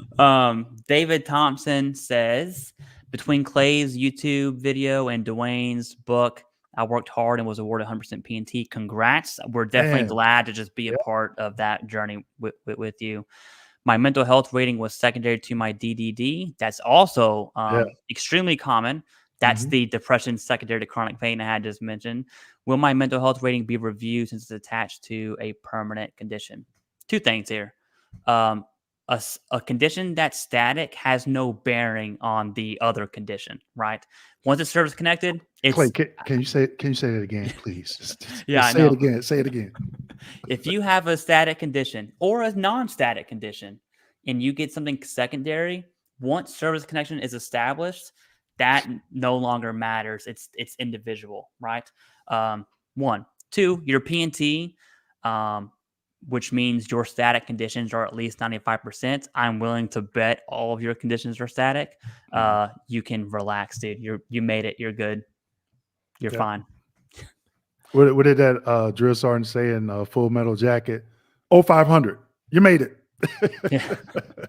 You're good. What percentage confident are you guys that the mental health changes will go into effect April 25? How likely is it that changes won't happen? I'll answer the second question. I think the changes are very likely to happen for sure because the DSM-5 criteria has changed. So real quick, the VA does not make these changes. They're falling in line with the medical standard, right? Same thing with the tinnitus, the sleep apnea thing. That's a little different because they're changing the criteria base. But the mental health is from DSM-5. So the VA is essentially falling in line. So I do think it's extremely likely to happen. My bet is going to be summer of next year. It could be very well be 3 years from now. Who knows? Okay. What are your thoughts on all of that? I saw it's a website out there. It wasn't a VA website where they were saying, April 2025. Probably the Fed reg, yeah. Right. Keep in mind, and I've seen this happen, and people say, oh, I got until March. No, you don't. The VA gave you a heads up 2.5 years ago.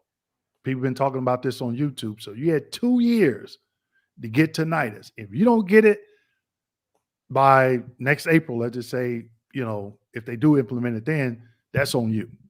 Because by this time, you'd have had 3 years. I've seen where the VA have made a change. It'll be, let's say, April. And they'll put it in the regulation effective January 1st. Mm-hmm. Don't wait. Because, people say, well, what are they going to do with it? Don't know. We don't know what the instructions are. Don't wait on the instructions. Get it service connected now. If you have it and you've been trying, that way you're grandfathered in. Yeah. And of note, because you brought up the changes and there was a comment period. Right now, constrictive bronchitis is going through the same exact thing. And what makes it relevant is someone asked the VA secretary at a press conference about that comment period. which is a good indicator that the VA secretary is very well attuned to that comment period. And so the constrictive bronchitis is probably going to take a while, just like all these are, but changes are constantly happening. The only reason people talk about mental health is because the YouTubers are talking about it. The VA is not out here, got this on a poster. So now don't wait. I love how you just said that for sure.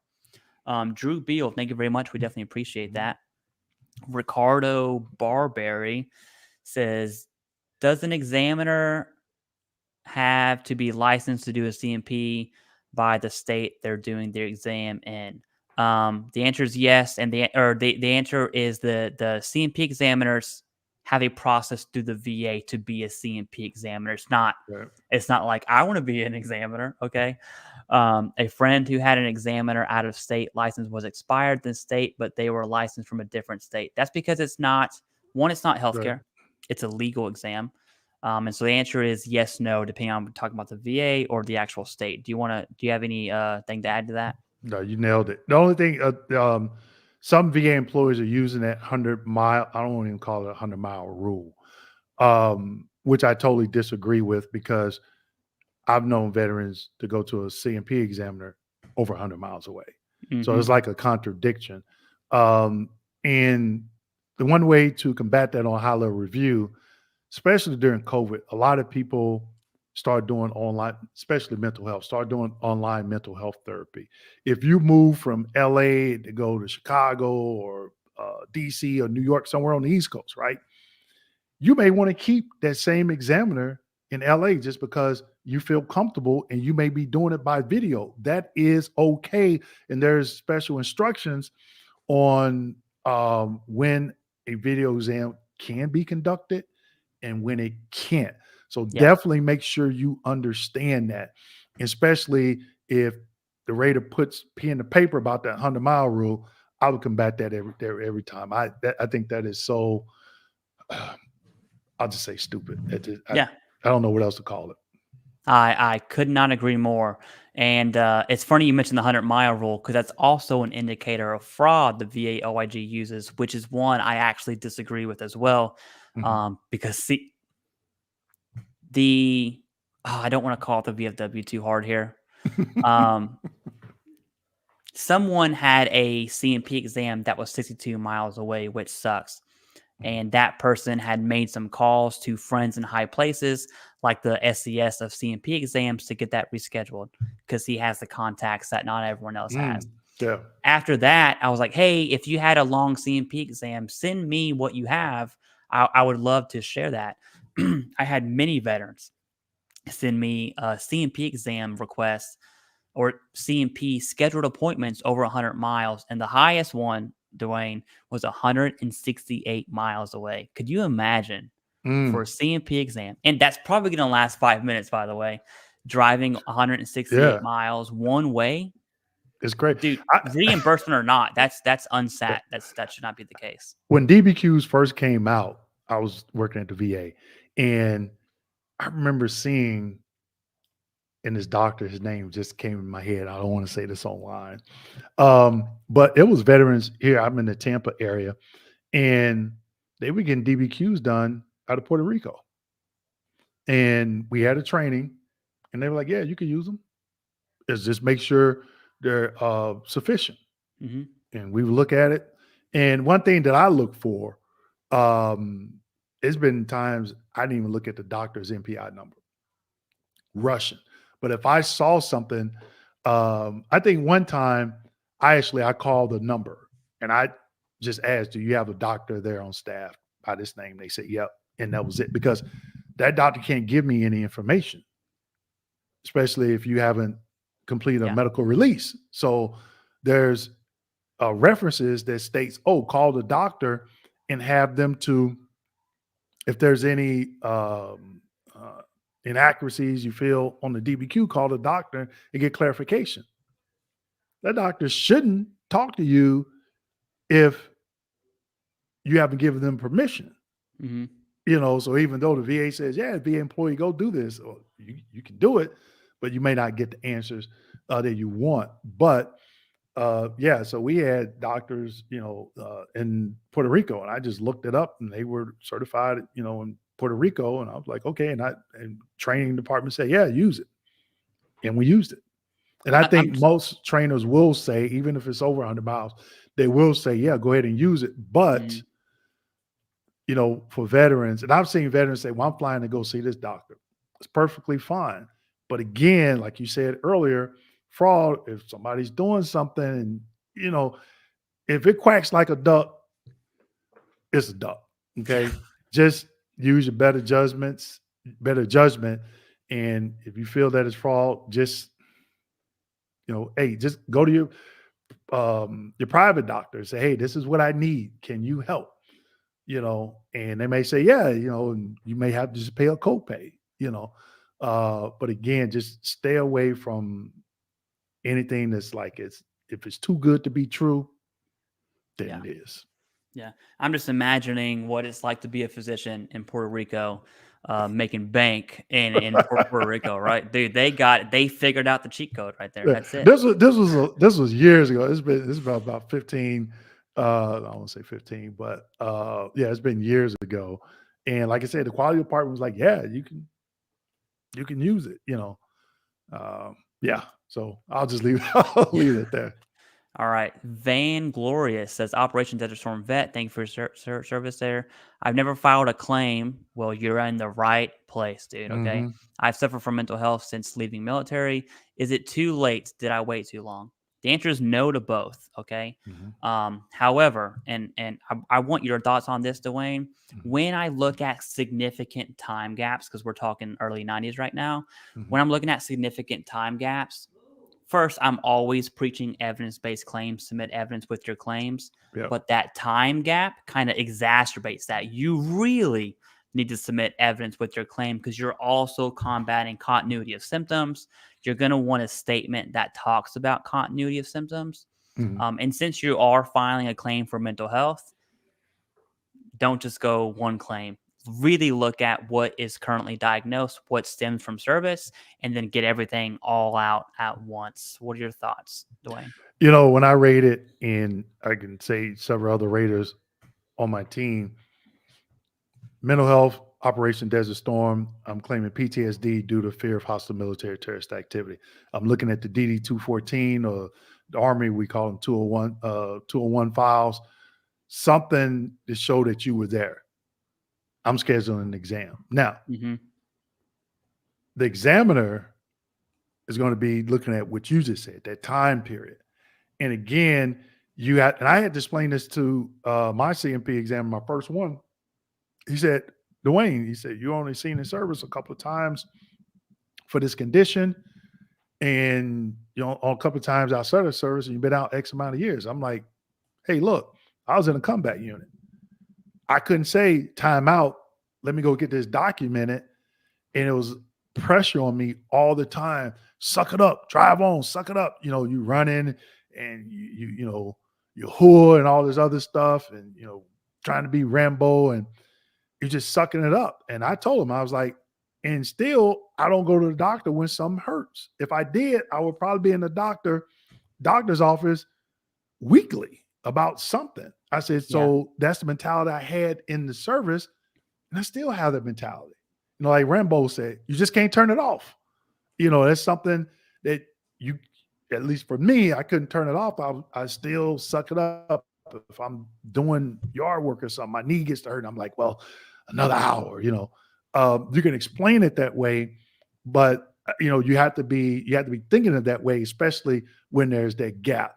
But I'm gonna drop a huge nugget here, Clay. You let me know if you agree with this. 800-827-1000. I want to do intent to file for compensation. That gives you 12 months. Every month, start going to the doctor, building, getting that evidence, and then submit that claim. If that's worst case scenario, that's another way. Yeah, I totally agree with that. A lot of things I see is veterans think claim. And once they do the intent to file, it's like, oh my gosh, I need to submit right now. Yeah. And all of a sudden it's like, hey, I already had my CMP exam. I have more evidence to submit. And every time I see that, just know I'm figuratively strangling you when I'm at my desk, right? I was like, oh, you should have submitted that. That's literally what the intent to file is. That's its sole purpose, is to allow the veteran to gather the evidence. The VA encourages fully developed claims or as close to that line as you can get. So yeah, take advantage of it. I could not agree more. Right. And I think people, they don't understand what a fully developed claim is. Because I'll get, and I don't know if you get this, they'll say, well, I submitted a fully developed claim and they still denied me. A fully developed claim, one, is no longer a priority, as about a year and a half ago. And if you read the instructions, pages 1 through 7 of the 5260Z, it tells you the difference between a standard claim and a fully developed claim. A fully developed claim, what you're telling the VA is, hey, go ahead and move forward. I have nothing else to submit. That's it. It doesn't mean favorable findings, automatic service connection. You're just telling the VA, go ahead and move forward to the next step. I have nothing else to submit. That's it. That's the only thing what a fully developed claim is. Yep. All right. But Vanglorious, absolutely educate yourself, get on that. I would gather your evidence, do the intent to file today. You can log on va.gov, start a claim. It'll take you 2 minutes, probably 5 minutes because you're going to have to log in, right, to do the intent to file.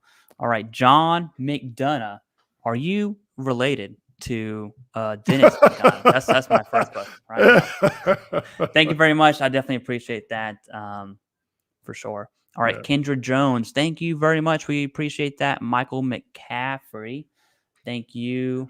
We have Finding Finley. All right, we got to get through these chats. Yeah.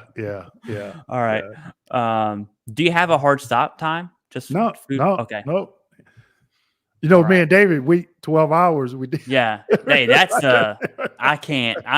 That's all y'all. You can take that one. You beat me to that punch there. That was a lot of planning, man. That was a lot of planning going in, but we did it.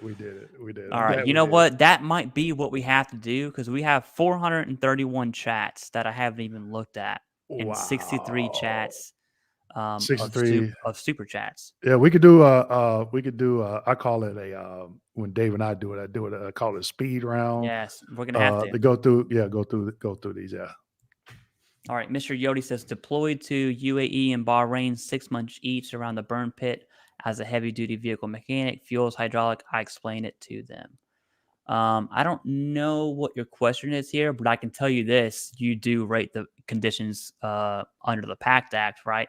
Your most common sinusitis, rhinitis, asthma, but anything PACT Act related, and I believe UAE and Bahrain is on both.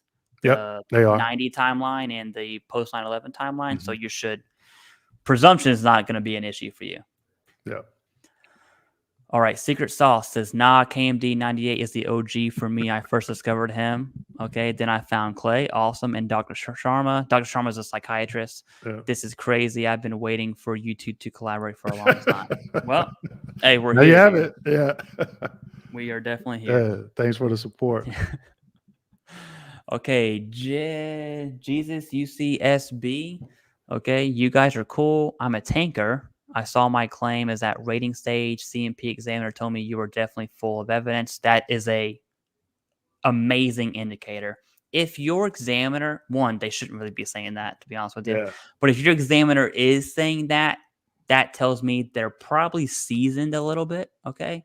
Because they understand the criteria for service connection, at least from their perspective. But hey, you got evidence. I'm not going to argue with that, right? Yeah. I would say you got to see it to believe it, because I've had people, it's like, oh, yeah, I had a really cool examiner. I don't understand what happened. I got denied. They gave you a negative opinion. Yep. So they weren't really cool at all. They're really cool at all. So in that case, for me, I would always have to see it to believe it. But I do hope it goes well for you. Yeah. And is it a good sign? I think so. But absolutely, you know, it's really hard to tell someone no when you're looking right at their face, right? Yeah. All right. So Loco, a bunch of numbers. Thank you very much. We definitely appreciate that, Loco. Jamie Hancock, thank you. Vicky Buchanan. Will sleep apnea supplemental be denied for weight gain from decreased activity from service connection bilateral shin splint? CMP examiner said it would be because I can cut calories. Will my tera be auto considered? Okay. That's a lot. Yeah. You look like you want to give an answer first. Go ahead. So I'm assuming it's a supplemental claim. You had doing relevant evidence. Somebody saw you had enough to get to the CMP exam. So, yeah. And since it's obstructive sleep apnea, I would assume that if they're doing an intermediate step Yeah, for yeah. weight gain, if it's a denial and it's obstructive sleep apnea, they should, before they make a decision, also consider under terror as well. Yep, for sure. One thing I will say, and I don't want to be doom and gloom here, bilateral shin splints for the masses, meaning the overwhelming majority, is going to be rated at 0% because it's very treatment based. If you look at the CFR criteria, I think the highest rating is 10 and 20% for shin splints. I could be wrong. But then there's also the loss of use that comes into play. Yep. And so if you're at a 0% for shin splints, just based on what that means for how bad they are, that might be a difficult argument to say shin splints is leading to your weight gain versus something else. Yep. On the opposite's true. If it is severe shin splints, then you have a better argument. So it just depends, like, how bad are your shin splints, right? It totally depends on that. They would have to be pretty bad, just to be straight up with you. Okay. Clay, how many people do we have in here tonight? I'm curious. We have I can't see it on my end. 557, but that number has bounced back and forth. Yeah, we hit 700 at one point. Whoa. And it just... Have you ever had 700 before? I don't think I've ever had 700. No, this is the highest stream. Wow. Everything I've got. We're record breaking right now. Wow. We have 64 super chats, which is unthinkable. Yeah. Okay. It's insane, dude. We might Dwayne might be ongoing. Yeah. Most once a month or something. Who knows? Yeah. All right. Vinny, thank you very much. HVAC Mike. I love that name. I think that's hilarious. Good LLC name if you're in the HVAC business, right? Yeah. Okay. I support both of you guys' channels. Awesome. Thank you very much. Appreciate that. I have Dwayne's book. Hey, look at that. And a few one-on-ones with Clay. Okay, cool. Keep up the good work. Where could I find my intent to file date online? There's a few ways. Dwayne, do you want to answer where he can find his intent to file date?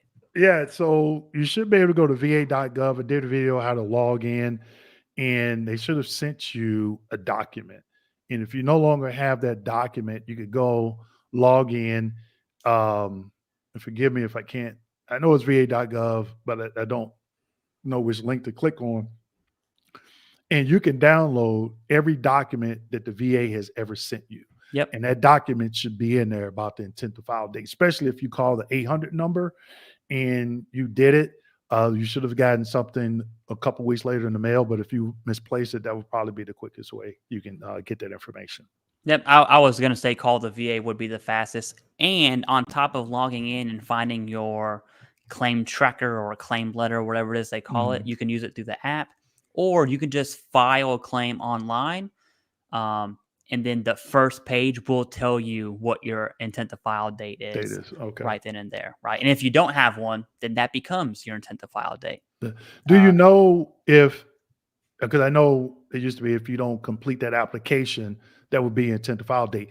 Do they follow up with an email? I haven't heard anybody to say that. If you start a claim online and you don't finish, do they follow, give an email confirmation and say, hey, we noticed that you started a claim and you didn't complete it? I haven't asked that to anybody. Two. So the VA does it twice. It's another thing the VA gets, right? They will email you, hey, you started intent to file. It was that date. You haven't finished it yet. And then when it gets to month 11-ish, it'll say, hey, your intent to file is about to expire. I know that because I was doing a video on just how to submit a claim online. And then I made myself an intent to file. And then about a year after that, I got the email. I got the notification. I was like, hey, this is actually good, VA. Let's keep this up, right? Yeah, okay. And that email is what? Evidence. There we go. Evidence. So if they get the effective date wrong and you have to do a high-level review, or in that case, you could do a CUE as well. That would constitute a CUE. But either way, you got that evidence. Yep, for sure. Okay, red leg. Funny name there. Okay, No, that's field definitely an artillery. army That's thing. field artillery. Yeah, that's field Yeah, artillery. yeah. Yeah. My brother James Guffey had a question. All right, James, send it.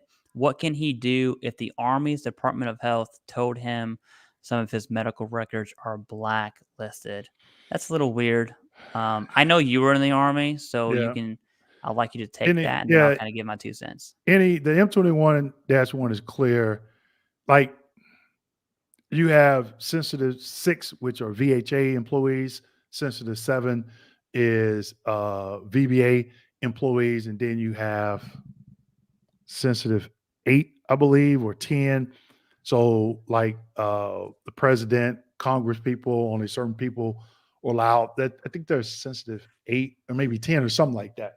But the M21 talks about special ops because there's a lot of stuff that's redacted. And I would say go to the M21-1, just type in special operations, and it'll start your research there on information that could be redacted or fall under this. Okay. Because that constantly changes. And that's where I always tell people to go, because once you find that reference, there could be another M21-1 reference, that could be a 38 CFR, and or there could be a court case that talks about that. And you can start that your research there. Yeah, I'm so glad you said that. I won't go too hardcore into it, but I was definitely supported some soft stuff as a PsyOper, and I had to actually use multiple evidence. So in the Marine Corps, I got an award, and the award was redacted, and it just said the operation name. That's it. But even evidence like that, saying, "Hey, here's an award. I was there during this operation." Obviously, you can't see that, right? And so I would look at all evidence that puts you in that position, and depending on what we're talking about here, really. Right. And that falls under credibility in the M21-1 reference. So if you say you hurt your back and there's no documented treatment, but you say you hurt your back during a certain exercise that you have an award for, they can use that to get you to the CMP exam. Yep. Evidence other than medical. Right. There you and go. Along with all this other evidence we've been talking about. Yeah. So intent to file, you go get treatment every month, boom, submit it. Now you got that track record. And again, if they deny it, there's more power for you on the high-level review. Yep, absolutely. All right, Nemo, okay, says in 2017, I filed a claim for sciatica, which was denied because no in-service diagnosis was found. I recently found the diagnosis of my service records. If I file again, will be backdated to 2017. So you're talking this earlier. Yeah, you would need a queue for that, which this one seems pretty clear, and I would be very surprised if there was a diagnosis in your service records and they just completely missed it. I would be surprised, and if that's the case, that's an easy queue. I'm willing to bet that's not the case, to be honest with you. And food for thought, generally speaking, sciatic nerve damage is going to be secondary to lumbar conditions. I've rarely seen it direct outside of like BDD claims, right? Yeah. Do you have anything to add to Nope, this one? spot on. I was going to say the same thing. The only thing, some doctors, they'll say it's secondary to lumbar strain over degenerative disc disease of the back. And then I've seen it both ways. So I think it just really depends on the doctor. But if you get down into the weeds, I would Google it. And there's medical studies out there that proves it either way. Yep, for sure. All right, we have a big one here. Thank you very much. We definitely appreciate that. Love what you two guys bring to veterans. I'm 100% P&T, and I've used you guys to help my siblings and other veterans. That's what it is about. Every time I see someone that's P&T, I'm like, hey, pay it forward, you know? Yeah. Don't charge that person. Maybe share our YouTube channels or just say, hey, here's what I did. Here's what it helped. Here's how it worked for me. We'd definitely love to see that for sure. So congrats. Okay, Daniel Chaco says, just wanted to thank you both for the amount of information y'all been putting out there. Awesome. Thank you pretty much. We definitely appreciate that. Clay told me about your YouTube channel after a class you led at Schofield last year. Oh, nice. Hey, that's sick. Okay, so I'll give some backstory. I have no idea who this person is. I have no idea who this is. Are I'm they a talking federal about employee Schofield Barracks in Hawaii. Korea? Oh, No, Schofield. and Oh, it's in Hawaii. Hawaii. Okay. Yeah. It's a Schofield. Yeah, Schofield's Hawaii. Oh my goodness, what a rookie! What a rookie move. Give me 30 seconds. All right. So I'll just go on with this, Clay. But yeah, Daniel. First, congrats on that 100% P&T. I think that's awesome. And for all the other veterans that were able to just, like I said, just look at these the YouTube channels, my book, or just follow YouTube channels, build out your game plan and understand how the process works. That's going to be key for you to get to this 100%. And also, don't give up. I get vets telling me, hey, I'm just going to give up. And I'm like, what branch of service did you serve in? I was like, oh, I was in the Navy or Marines. I'm like, so they actually give classes on giving up. So you go through all of that and you're going to let the VA make you give up. So yeah, congratulations, Daniel. Yeah. So some backstory. I'm a federal employee and I'm a curriculum developer and instructor. And so I travel to different units to teach whatever it is I'm teaching. Mhm. I went to Schofield Barracks. I go everywhere. Okay. And so apparently this person knows me, and apparently I told them about YouTube. So, hey, it worked. Look at that face-to-face interaction. There it is. It actually works. So that's cool to know that, like, my real job as a federal employee got you to submit your VA claim. So that's cool, dude, for sure. Awesome. All right. Mars says, I have a proposed rating of 90%, and I'm currently going through IDES. I disagree with the results. Should I go see a VSO now or wait till I'm out? Go ahead and start with this one because IDES is a little, it's different. I would have to look in the M21-1. If you got a proposed rating, and let's say you're under 90 days, but I will have to confirm this in the M21-1, you can still file another claim. Mm-hmm. Increase, secondary. I would find that, I would confirm that first. Second, I would still be going to sick call. If you're under that 90 days, I would still be going to sick call. Here's why. At midnight, on the date of that ETS, I will be filing a 526EZ for additional treatment or something. Okay, you're still on active duty, because once you come off active duty, all bets off. That's it. You know, you still can possibly fall in that 1 year presumptive, but you're still on you're still on active duty. You can still go to sick call and get stuff documented. So if you're under that 90 days, or you got a week or two left, still get stuff documented. That way, when you're out, you can go back and you can file those claims. Yeah. I have two things to add to this. One, you said you disagree with that decision. So I'm assuming you're referring to you think you were going to get a higher rating for various disabilities.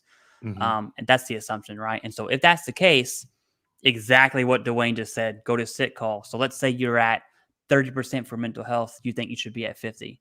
Okay, well, what are those symptoms at 50? Get those documented. Saying you have it is a lot different than saying, well, here's medical documentation that says I have it. Okay, you want medical documentation. So anything you believe you were lowballed, just get evidence for it. You're still in service. That's what I would do. Second line of thought. Think of your body head to toe. Did you claim everything you possibly could have claimed? It's best to do that now. Every day you wait, it's not going to be in your favor, right? So just that would be my advice: is increases, and then obviously new claims. And you still got that final physical. Yep, absolutely. You document as much on there as possible.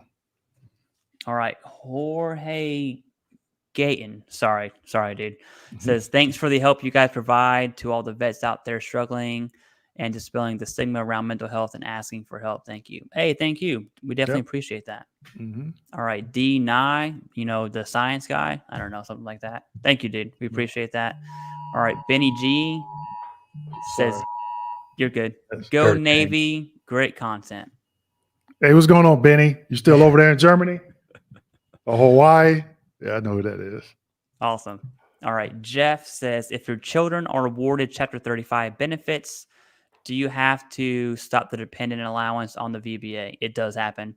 Let's go Dodgers, 100% PNC, and forever debt to Dwayne. Awesome. Congrats to you. Yep. Okay. I know, Jeff. Yeah. Yeah. But the answer is yes, and also go Nationals, right? Do you want to add to the 35 independent pay? Yeah. Sometimes things fall through the cracks. If your kids are taking advantage of Chapter 35 and you're still getting back pay, call 800-827-1000, tell them to stop the dependent pay, send in a VA form, put it on a VA form 21-4138. I'd rather you have a small debt opposed to 10 years from now and they like, hey, you owe us $10,000.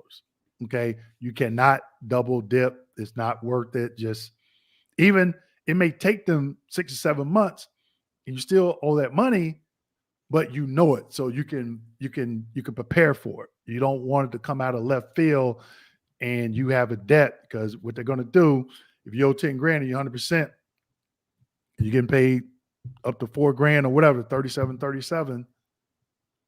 they're going to withhold that until they get it back. And then you're going to have to go through and talk about a hardship and so that's what I'm saying. Just let them know up front. Yep. The VA makes a mistake, it will fall on you to recoup that debt. That's not even a question. Okay. I've seen it. Yeah. All right. Griff says, for BDD claims, I love BDD claims. They're stupid easy. Are they being processed much smoother?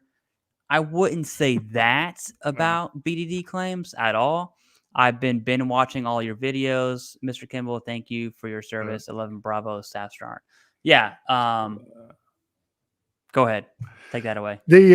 I remember rating a bunch of BDD claims. One thing to keep in mind about BDD claims, or even if you're still on active duty, go to sick call. Don't suck it up. Get it documented. Even if you go to a private doctor, you're home on leave, you go to an urgent care, you can still use that as long as it falls within the dates on that DD 214. Separation exam. Don't forget your SHA self-health assessment form. Put all that information on there. Okay. I remember when BDD, I was doing proposal, like the other gentleman said, proposed ratings before veterans were coming off active duty. But now a lot of veterans know about this and there's a backlog. And so a lot of claims are not getting done until after the veteran is discharged. So that's why it's important at midnight on that 180th day, you should already have your 526 filled out. Yep. Your self-health SHA form completed. You should have your STRs on a thumb drive as PDF files. Go to Quick Submit, upload that claim. Boom. There should be no reason why you're waiting till the 179th day or the 90th day. If you do it on that 90th day, good luck with getting it before you leave active duty. You probably have like a 1% chance. Yeah, I love how you brought that up. You should not be thinking about BDDs at 6 months out, which is 180 days.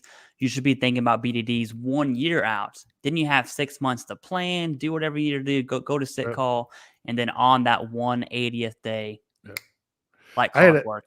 I had a Navy veteran. He became a client. We did a private Q&A with him, and he had like a year on active duty. I'm like, he was asking about BDD claims, but then when he got out, he had emailed me. He said, "Hey, we talked a couple of years ago, and he had 100% before he left active duty."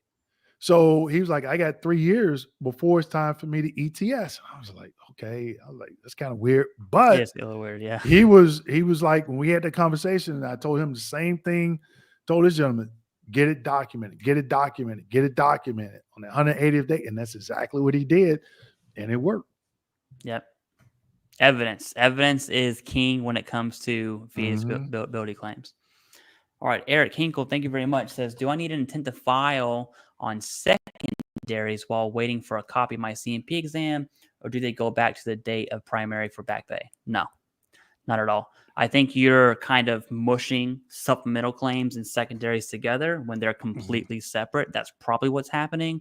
A secondary is just the basis of service connection. That's all secondary means. It just changes the basis for service connection. It's still a claim. You need an intent to file. It's going to go to that date. Yep. Yeah. So most likely that's what's happening. Okay. M. Garcia, thank you very much. We appreciate that. It says, when submitting a claim with the DBQ and Nexus, do I have to also submit doctor's notes, or is the DBQ and Nexus enough? I also live in Arizona, where I get denied for mental health using a DBQ and Nexus from a provider in a different state. I know you love talking about this subject, so take this one first. I definitely have some 2 cents to add, though. Yeah. Yeah, DBQ and Nexus, I would have additional evidence with that DBQ and Nexus statement, because it'll show a track record of treatment from that particular doctor. Okay. So like we said earlier, intent to file. And another question I would have for veterans out there, how many times do you think you should see that doctor before they complete a DBQ for you? Okay. You live in Arizona, get denied for mental health. Will I get denied? That's going to depend on the rater. If it landed on my desk and it was actionable and sufficient, I'm granted. As long as it falls within the VA guidelines and criteria, is on the up and up. Yeah. So I'm going to just say it's going to depend on the rater who looks at it, because some raters I work with, they don't believe in private DBQs. Mm-hmm. So again, it goes back to what I stated earlier. Some VA employees are not advocates. So for that question, the answer to that question is going to depend on who looks at it. Absolutely, yeah. And of note, the mental health DBQs has a box for telehealth. So generally speaking, you're going to be okay. But I am glad you brought that up. And you had said something earlier. I totally forgot to ping you a question on it. You had said if you submitted a private DBQ or Nexus that you would not attend a CMP exam. I'm of the opinion that I agree. However, many people would disagree, right? Yeah. To deny the CMP exam. It comes down to this, and I'm not saying, M. Garcia, you should do that. It's just something to think about, right? If I was going to not go to a CMP exam, I need to be 100% sure that DBQ and Nexus is actionable and sufficient. So if they didn't look at my service treatment records, I'm probably going to go to the CMP exam, right? Assuming your DBQ and Nexus is pretty solid, which based on what you said here, it probably is. That's something to consider, right? And do you know the 38 CFR that states when a CMP exam should not be requested when there's sufficient evidence to rate the case? That's the argument that you can make on the high-level review if you decide not to go. Yep, and you can even submit a 4138 and reference that and say, hey, y'all schedule a CMP exam and I'm not going. That would be appropriate as well. But you got to be for sure that your evidence is in line. That might be a time to speak to someone who does know what actionable and sufficient looks like, right? Yep. All right. Bobby D says, called VA hotline and they couldn't expedite my FOIA for my C file. Any further advice? Yeah. Dwayne just talked about a video that you did on a fast C file. Do you want to give any guidance here for that? Yeah. So I had submitted a FOIA request for my CD. You could barely see my C file. I got a paper right back there, and I wanted it on CD. So I knew calling the 800 number was going to be a waste of time because they're just there, to take notes and put them in your. They don't know anything. Right. So I called the VA White House hotline, and I said, "Hey, I want to file a complaint." The gentleman started talking about the way this process works. I said, "Sir, I'm a retired rater. You're totally wrong. I just need for you to take this complaint, send it to the St. Paul regional office. I'm 6 to 7. That's where all my, all the claims for the St. Petersburg VA employees are at. And in my complaint, I need a callback from a supervisor." And so he asked me, "Well, what's your email?" I said, well, I'm Jehovah's Witness. I don't believe in emails, which I'm not a Jehovah's Witness. I just said that. So he just stopped asking me questions and trying to tell me, you know, the way the process works. A couple of days later, I get a call back from a supervisor, super nice. And I told him, since the 7th, I said, hey, I submitted my FOIA request back in January. Now it's like November 23rd.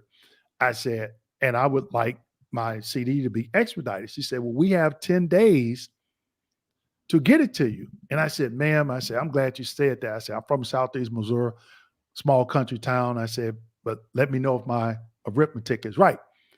You closed, and that's back when they had e-benefits. You closed the request out on November 3rd. The day is November 23rd. It's more than 10 days, correct? She said, you are correct. I said, now I got 30 days left if I want to do an appeal, which same as a high-level review. I said, I need full transparency. I said, unless you extend my appeal period, which I know they couldn't do. She said, Mr. Kimball, you're absolutely right. I'm so sorry. I'm going to get your CD in the mail. It's not going to have a little sticker on there. Are you okay with me just taking a Sharpie and putting your name on it? Perfectly fine with that. Week and a half later, UPS was at my door. Boom. So I tell people, and they don't watch the entire video. They say they call the VA White House hotline and they ask them for a supervisor. I'm like, no, that's not what I said in the video. That's why they're telling you this. So that's what helped. But you have to make sure that FOIA request is of record. And you can do that by calling the 800 number. Hey, can you look in VBMS and confirm that my FOIA request is there? If it's there, then you go to step 2 and call the VA White House hotline. All right, there you go. And you have a video of that somewhere on your channel, I suppose. Got 2. Yep. There you go. All right. So we have Loco. StreamYard doesn't do emojis. I'm sorry, but I'm sure that emoji is hilarious. We definitely appreciate that, right? It's probably the cheers, you know. I'm just going to assume it is. Yeah. All right. Joe Hearn says, I'm filing for increases with personal statements, of course, but do I need personal statement for all my service-connected conditions that are static so they don't get decreased? So a few things here. Let's just hypothetically assume your other conditions would be decreased, which they're not. Your statement is not going to prevent that or prompt that at all. That's completely irrelevant. I would just erase half of your question here. So let's focus on the first thing. Increases, personal statements, solid. I'm still a fan of, KMD, this is not something you'll really find on the VA, but this, what I like to say is a fully developed increase, which just means, do you need evidence to submit that increase? Technically, no. You can submit it, go to your CMP exam, and be increased. However, I'm a huge fan of talking about my symptoms to my primary care and using that as evidence, and that's what I call the fully developed increase, right? That's like your slam dunk increase. So personal statement, good. Medical evidence, better. The second half of that, I would not. Your conditions are static, you're fine. Don't worry about it. I get that a lot. So I'm curious, my question to veterans out there, where are you all getting this from that if you file a claim, the VA rater is going to go back and look at everything and you're going to possibly get decreased? Where is that coming from? It's coming from somewhere. I like to know where it's coming from. It's funny you say that. I just made a video about how my static mental health conditions was reevaluated and I explained why. I'm going to do this as fast as I can, but the whole video goes into it. I had evidence that indicated the improvement, right? And so me prompting the VA with another claim and having that evidence, that's what sparked the reevaluation, which is fine because I also had other evidence that maintained that rating. But 99% of the time, if your conditions are static and our bodies do not heal, okay, you're going to be fine. Yeah. But even, if let's say, for instance, your service connect for PTSD is 70%. And you come in for tinnitus. As a rater, even if you show improvement in VA progress notes, I'm not even looking at that. I'm even if you're claiming something secondary, I'm not looking at that. Only time I'm looking at that if it's an increase or actual, to get reduced, you have to already be service connected. I'm looking at it. If I'm looking at a need, something that You just don't have the time.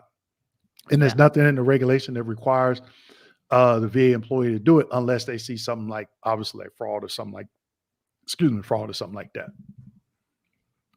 Oh yeah, for sure. So that's a long way around the barn to say, hey, everyone out there, you're fine.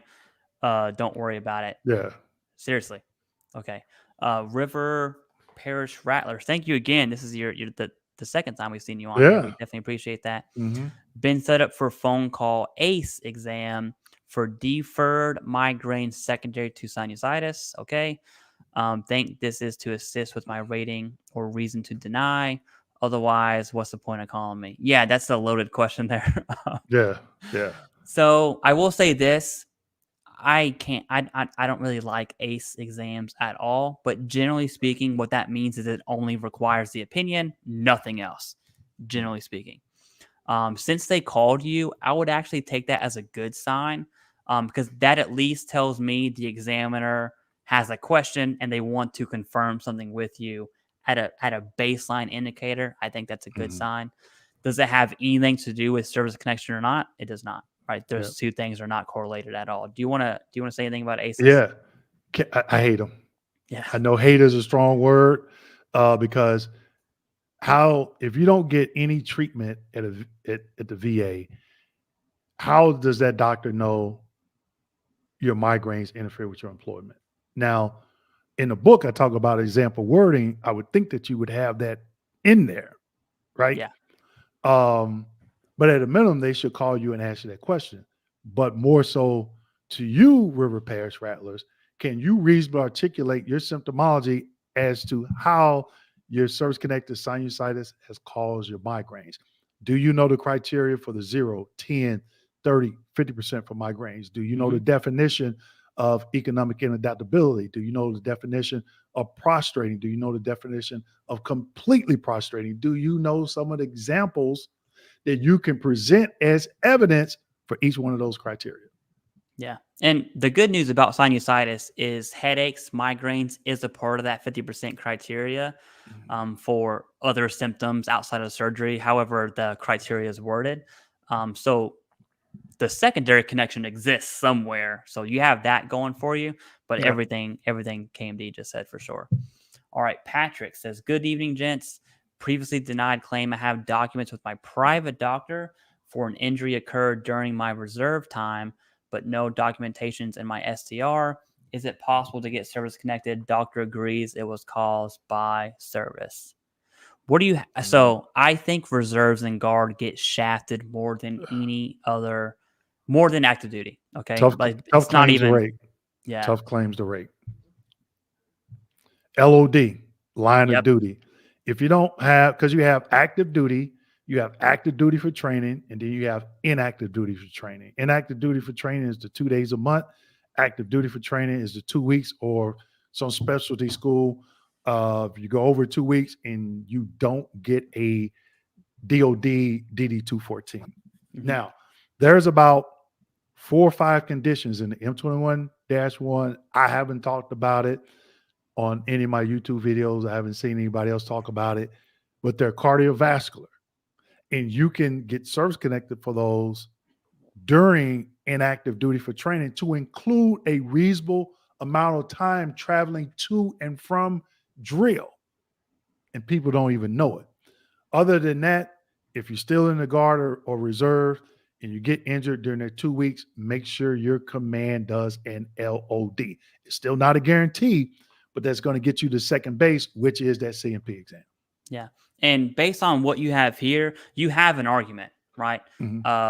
Your private doctor, which is probably your treating physician, which is really good, by the way. It's much better than a one-time visit, right?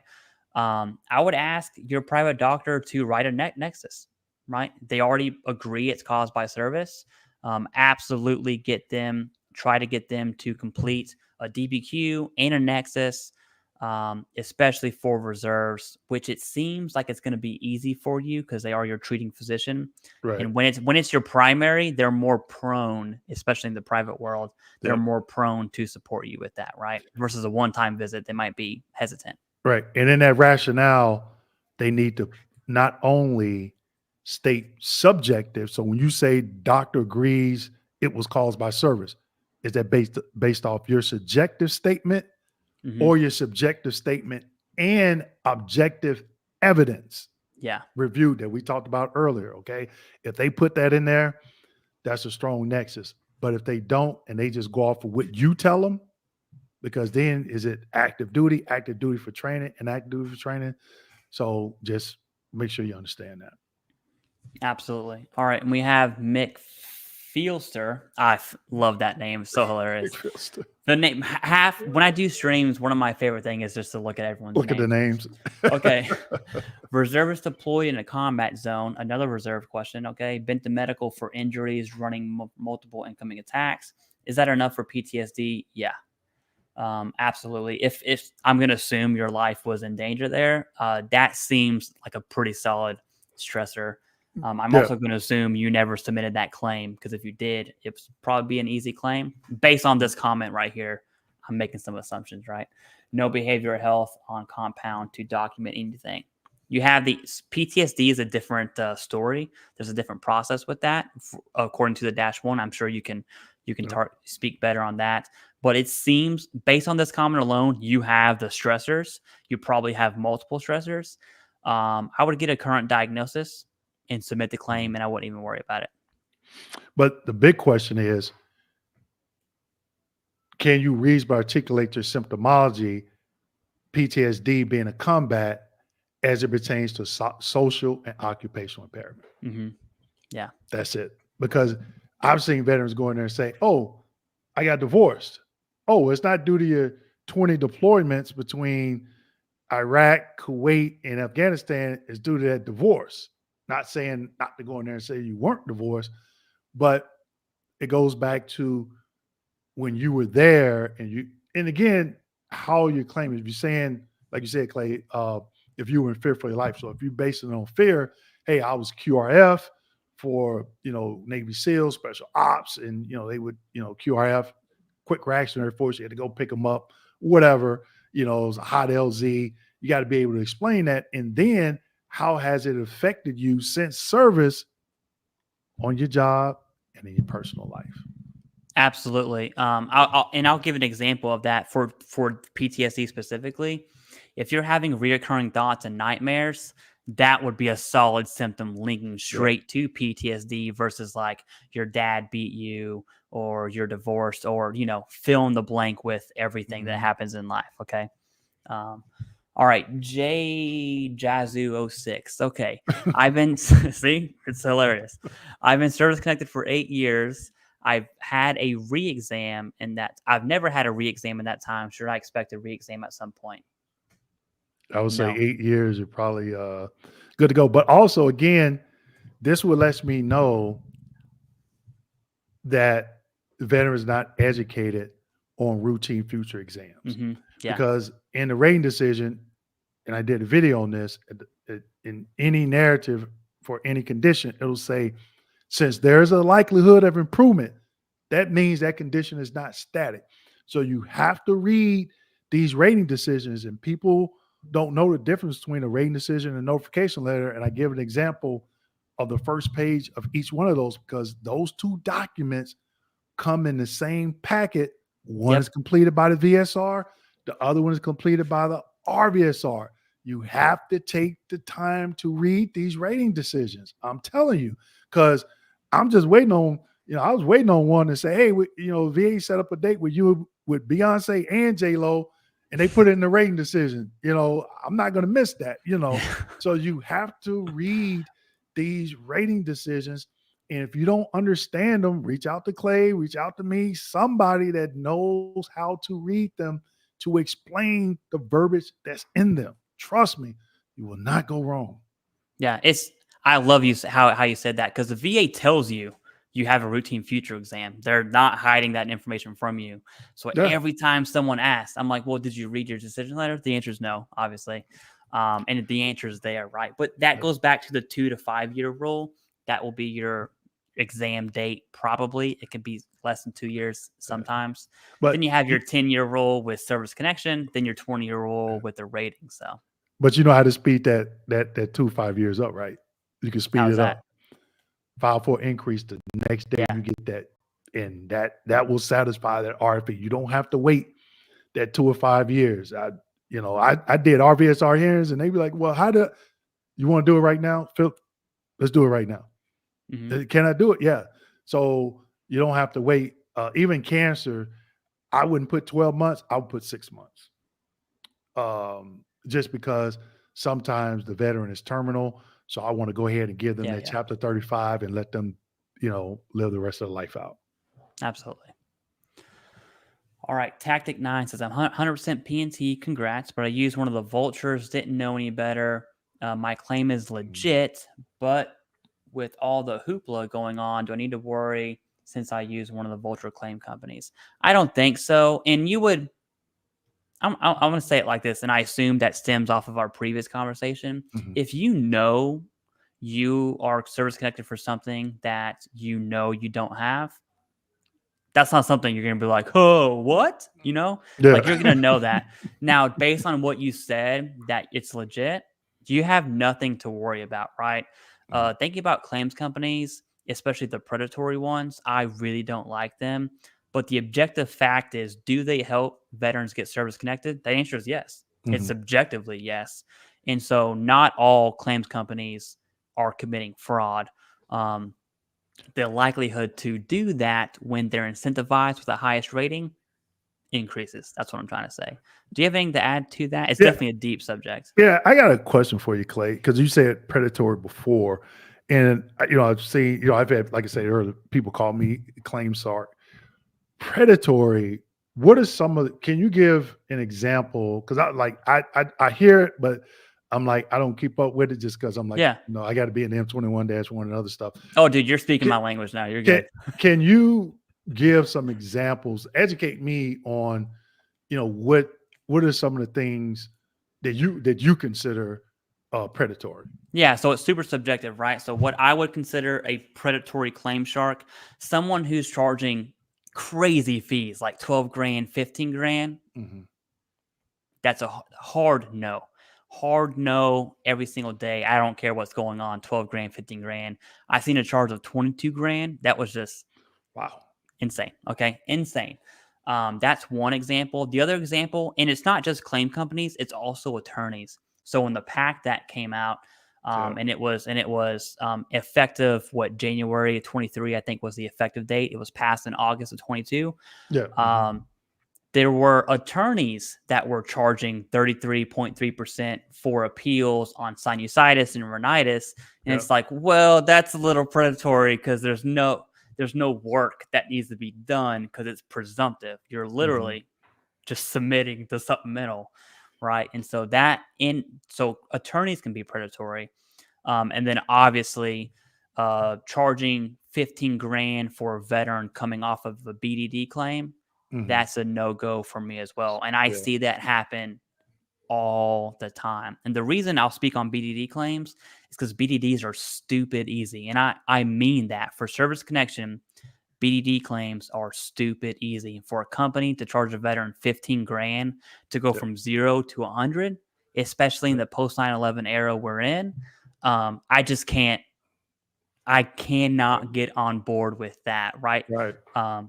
Are all claims companies bad? Absolutely not. There's some good ones. I'm actually trying to work with one right now that I think is good. We'll try to navigate that. But I tell you this, if they charge 12, 15 grand, I will rip up that contract and take them to court in a heartbeat. So, Man, just think if you had I don't know, let's just say 15 clients.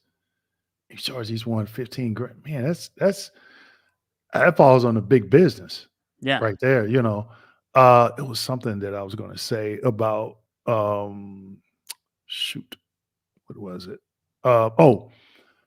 I've seen as a rater, I've seen lawyers write in and say they forego their fee agreement.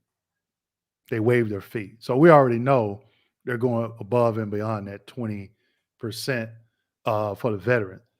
So if you're a veteran and you're working, let's say with a law firm, again, if they say, oh, we'll forego our fee and sign our service agreement outside of the VA, and you really want them to represent you, you don't have to do it if you don't want to, because they could either take that 20% or leave it, But again, at the end of the day, it's up to you, but you have to ask those questions, and you have to also read whatever you're signing. Okay. So if it's not the 21-22 or 21-22 alpha, even if you're signing one of those, you can give them limited representation as well. Okay. They don't have to have full representation. Make sure any VA form that you're completing, 9 times out of 10 is going to be an instruction section for that form. Make sure you read it. Yeah, absolutely. But I hope did that educate you on at least my subjective definition of predatory? Yeah, because people were calling me that, and I'm like, shit, man, am I undercharging? I ain't never. I would be nervous. You're probably undercharging if I had to take a wild guess. I would, be. I guess me morally, I am a for-profit business owner. I get it, but at some point, you got to think, is it right? 15, because I'm thinking, man, the X amount of clients, if I'd have done 18, 20,000, man, that'd have been, man, that'd probably be, just think about this. I'm just throwing this number in my head. Companies are doing that, and they do it like, say, 2 years. Man, they're over $1 million. Yeah, they're easy. Man, whew. Yeah. So people talk a lot of trash. Yeah, people talk a lot of trash on me when I talk about claims companies, which I have thick skin. I'm fine. Mm-hmm. And something I'm glad you brought that out, the number thing. If myself and KMD, we could make a company right now and do 5 times the increase, and we will get you the increase, and we'll be rich off of the veterans' back. But we're not going to do that. There's a level of integrity there, right? And so before you talk trash on claims companies are good, I'm not saying they're all bad. But find out what they do. For a second. Yeah. Find out what they do. And I do a weekly educational webinar, and I did that because I want people to understand what I do, but most importantly, what I don't do. Yeah. And I've told people, they're like, I want to do a Q&A, which I'm like, you know what? Your question, I got a video out there. Search this video on my channel. And if you got questions after that, then set it up. Go watch the free video first. And people are like, man, you're committing business suicide. Look, that's easy. Well, I'm trying to get tinnitus. I got several videos out there. I'm pretty sure other people got it. Just listen to them, and it should click. And then you don't have to come spend that time and money with me because you watch these free videos. If I got a free video out there, or I just may say, talk about acoustic trauma for like 60 seconds. How will you expose? That's the argument on CMP exam right there. And they'll say, that's too easy. That's the process. Yeah, that's it. You got to explain it. I can't explain it for you. I can tell you how I explain it, how I rated it, how I saw veterans say this or that. You get that down pat, and if they deny it, you can always go back in for an increase. Need new and relevant evidence, rinse and repeat. Just keep doing it over and over. But if you do it over and over 3 or 4 times, you're missing something along the way. More than likely. Absolutely. Yeah. At some point, you're going to need to reach out and get help, right? Yeah. All right. So we have Timberland Woodworking, who looks at and rates a claim after a higher level review and supplemental claim. So we're talking 2 different claims here to provide Nexus letter. That part's throwing me off there a little bit. The HLR rater or regular rater. Also, thank you both. Do you want to take that? Yeah. I assume he means the opinion from the CMP examiner, but yeah. So if there's no DT, if there's a DT error, obviously the DRO is kicking it back, and more than likely the raters is going. You should get a rating decision from the HLR. I got an upcoming video on this, letting you know there's a DT error, and then if it goes back to the VSR for further development or whatever, the rater is going to eventually rate the claim. Okay. And supplemental claim to provide a Nexus letter. So if you provide a Nexus letter that's doing relevant evidence as a supplemental claim, that is going to be the rater. I've heard, but I cannot confirm this, some raters are doing HLRs. I don't know how true that is. It shouldn't be, because the M21-5 explains who does those. Okay, so I just think it was just some rumors. But this question is kind of off a little bit. Yeah. So that's the way I explained that answer, Timberland. So hopefully I didn't confuse you any. I think we missed a couple there, Clay. Bobby Diaz and Hawk. Yep. Nope. You're right. I see it right now. Okay. Thank you for that. Bobby D's, hilarious name, says, that's what I did. I followed your video. All right. I think this is about the C file. Yeah. Okay. Yeah. Mm-hmm. So did you get it? Yeah. He left us hanging. All right. And then we have Hawk says part 1 of 3, dental class 2. Okay. So just food for thought, Hawk. I cannot go search your second and third one because the amount of chats we have, I just can't. How many people we got in here? Right now, we're still at 558. Man. So we've been maintaining. Yeah. Okay. Yeah. It's impossible for me to search your question. So, but we will answer this, and we can make some assumptions along the way. Something I've noticed is claims are almost all the same when it comes to giving advice, right? Because there's a lot we don't know. Right. So dental class 2, service connected, non-compensable, 0%. Service trauma, knockout your tooth, and 89. Solid evidence statement of medical 6 lips treatment SCRs. I assume it's going to be an increase for the trauma to the tooth. And then I probably assume there's like a secondary because trauma's involved, possible TBI, maybe migraines might be a part of that. So there's probably some secondary questions that are along with this tooth. Dental conditions, I'll tell you, I do not have that much experience with. Can you speak as a rater when it comes to non-compensable ratings for dental conditions specifically? Yeah, didn't like them. Didn't like them because it always had to involve some type of trauma, the mandrel, TMJ. But if it was like they call it vicarious teeth or something like that. So if you had your wisdom teeth pulled, no. You got 0%. So everything that you listed there, medical examination, duty status, 6 slip, treatment, SCR, that probably got you to the 0%. So the question is, do you know the diagnostic code for your dental condition? Yeah. Is there evidence that was of record at the time of this, at the time this claim was adjudicated to warrant a 10%? If the answer is no, there's no high level review. If there's an increase, do you meet the criteria? Not here on paper, evidence. There should be a simple increase. If not, then the 0% would be in order. And that's for any condition. Yeah, any condition.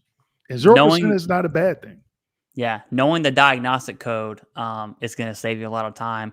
And 0%, not a bad thing. It still allows you those secondaries.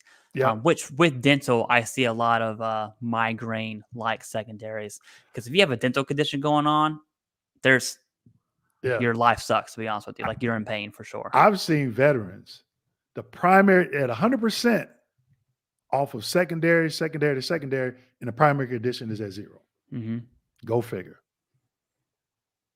All right. Wayne Smith, thank you very much. We definitely appreciate that. Mm-hmm. C. Settle says, unit lost, Gulf War medical records and time not listed on DD 214.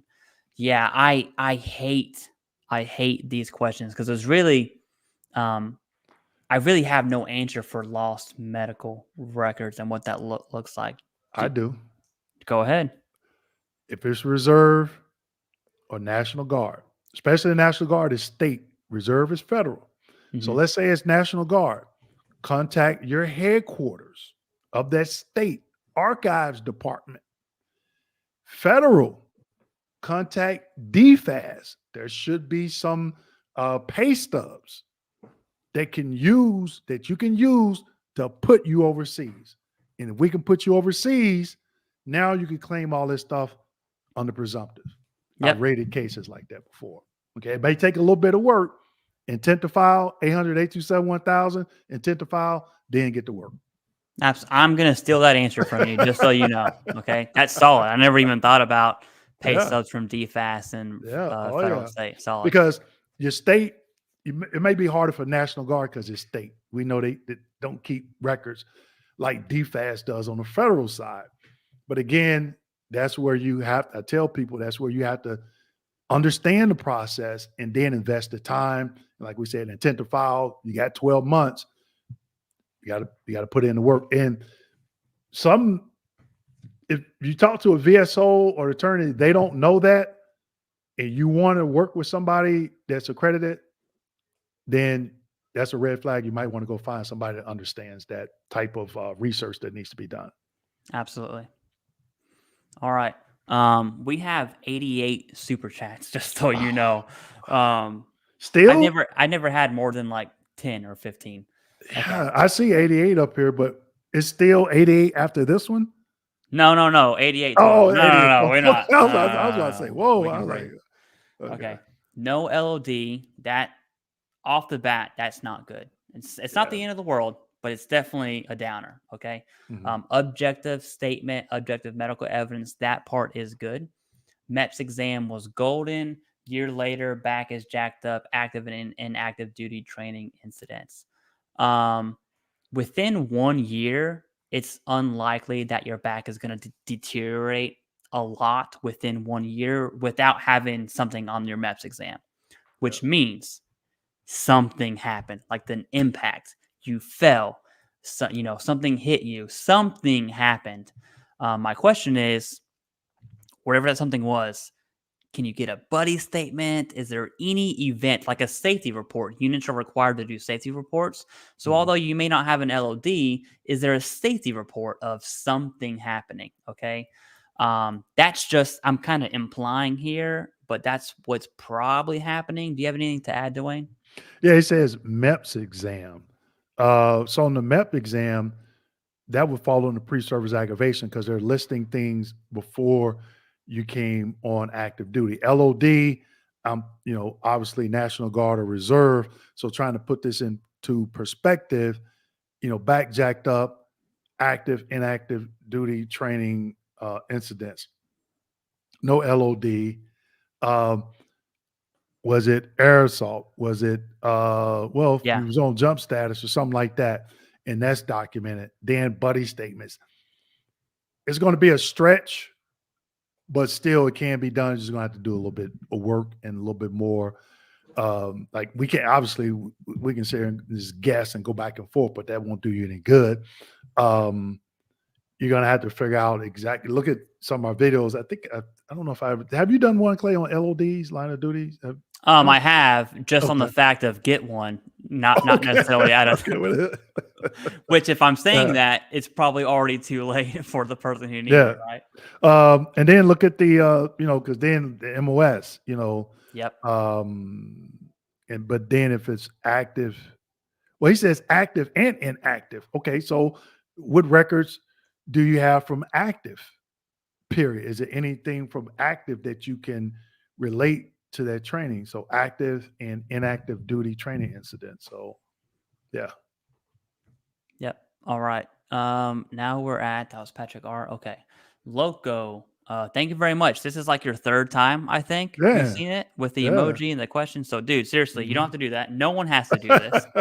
Okay. We actually have too much now, but we definitely appreciate it. Seriously, we are in debt to you. Right. And I always let people know when I get super stickers, I create a nonprofit in my grandmother's name, and I give out scholarships every year to individuals in low income areas. And then we probably do something around Thanksgiving again.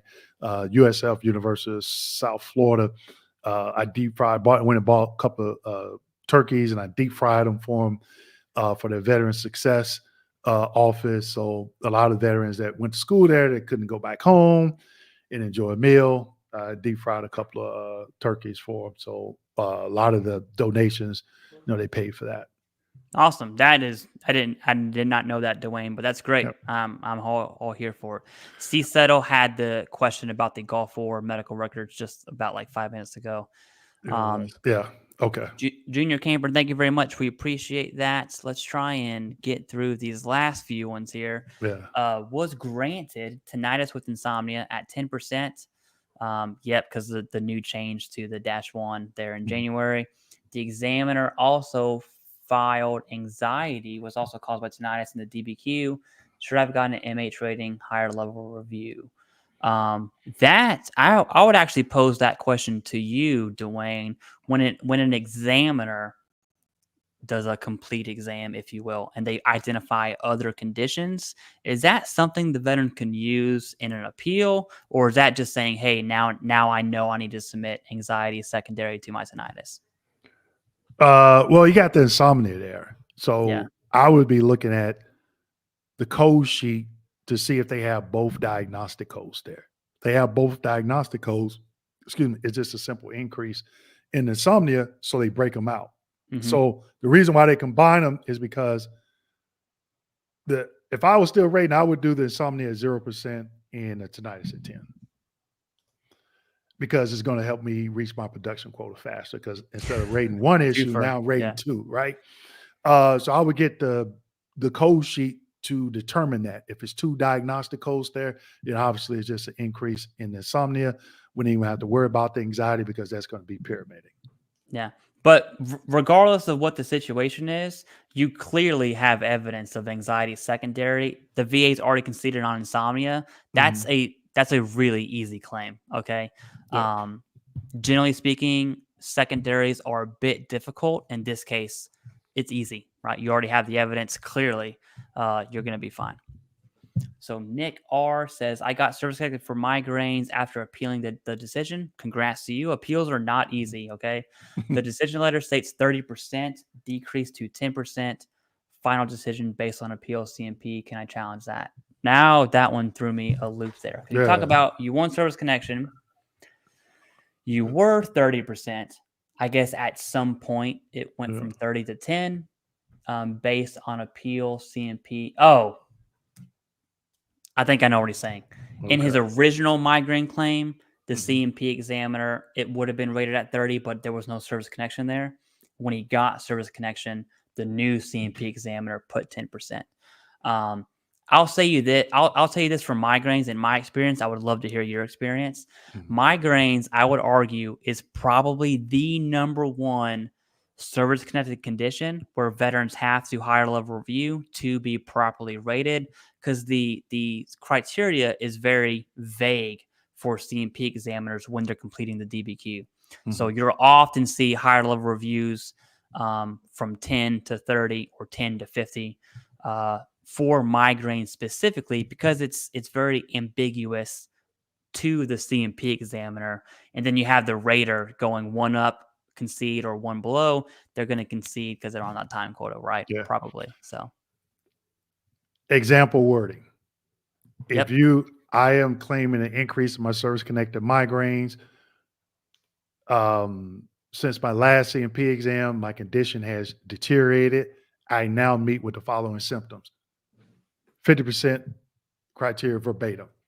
If the doctor doesn't check that box, holler review, because they should have used your subjective lay statement to grant the higher percentage. Yeah. And on top of that, with migraines, I assume you're taking medication. Veterans who are taking medication, that is hard. That would be objective evidence of severity and frequency. If you're on like 15 milligram of sumatriptan, that's not that much. If you're on 100 milligram of sumatriptan, that indicates severity. You take 5 pills per month and your prescription's refilled, all of a sudden this objective evidence starts stacking up. So migraine increases are generally easier, assuming you have the evidence, right? When I rated, Clay, I was one of those raters. I didn't care.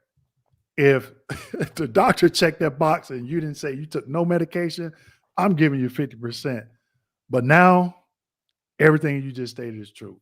Because you got to have evidence. Yeah. They just, it's not the same. It's, and again, the DTA errors. Absolutely. All right. Mick Fielster. Again, thank you. This is your second time. We definitely appreciate that. As a reservist, how do I get diagnosed? At DMO, private doctor when I get home. It's definitely affecting my sleep, friendships, and mental big time. I'll tell you this. One, like I said, and I'll continue to say this, reservists and guard get shafted when it comes to VA compensation specifically because of the lack of evidence, right? picture perfect. When does a reservist or a guardsman get diagnosed? It's during that active time.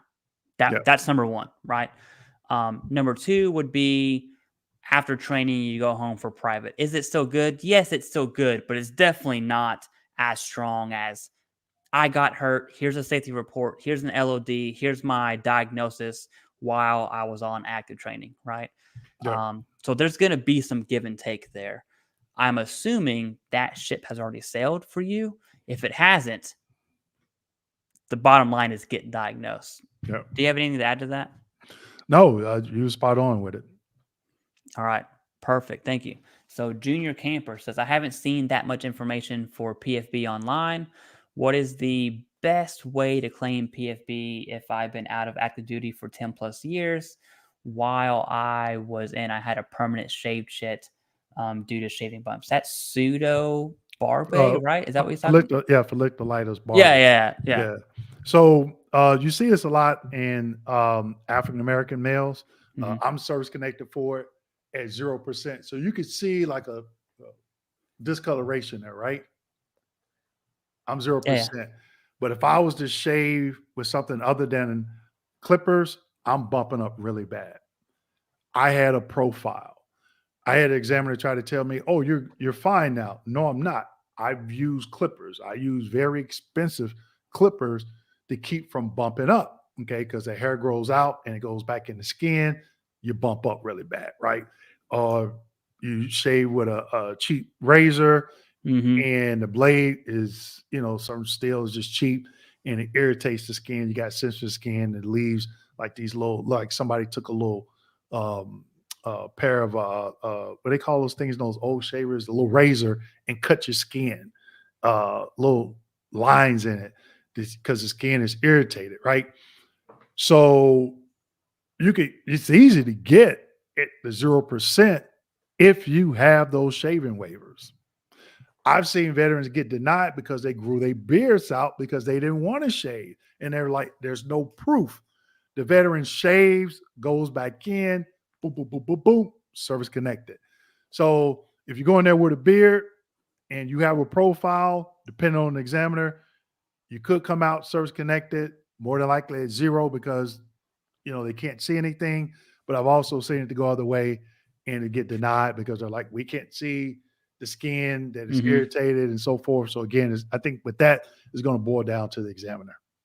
Absolutely, yeah. But bottom line, and I love how we've probably answered, I don't know, maybe 100 questions. They all go back to evidence, right? You have to have evidence, and that it only helps your case. Yeah. Okay, Taro Moran, thank you very much. Right, Hua to you for sure. All right, Hawk says, "Oh, dude, you did not have to do that. Now I feel bad. I feel so bad. I know, right? Okay, hold on. We're going to give you the. He was the dental. He was the dental. Yeah, I remember him. He was the dental. I also want to read this again just to kind of orient myself. So, dental class 2, non-compensable 0%, tooth knocked out. You had the evidence for service connection. Okay, let's go back to Hawk here. 2 out of 3. Repaired with appliance, 2 teeth, 8, 9, 10. Not enough missing teeth to warrant class 1 compensable. Re-injured 2 years ago. Via told me the 100% in homeless class lines, not the other 6 classes. M21 processing dental claims is confusing, but especially for eligibility office, dental chief, and admin off. Pat, anyone out there that can break down 42A? I think it goes down to your diagnostic code. Yeah. Isn't it crazy how we made some assumptions and we still answered the question right? Yeah. Do you want that? Do you want that? Excuse me. Do you want that increase? That's it. At the end of the day, it looks like he's getting treatment under VHA, but still at 0% under VBA, and that's where the diagnostic code criteria for. I don't want to get away from my book over there, but I still got my rating schedule. For when I was a Raider. Dave came to the house and I said, "You know what that is, don't you, Dave?" Dave was like, "Man, what is that? What is all that information?"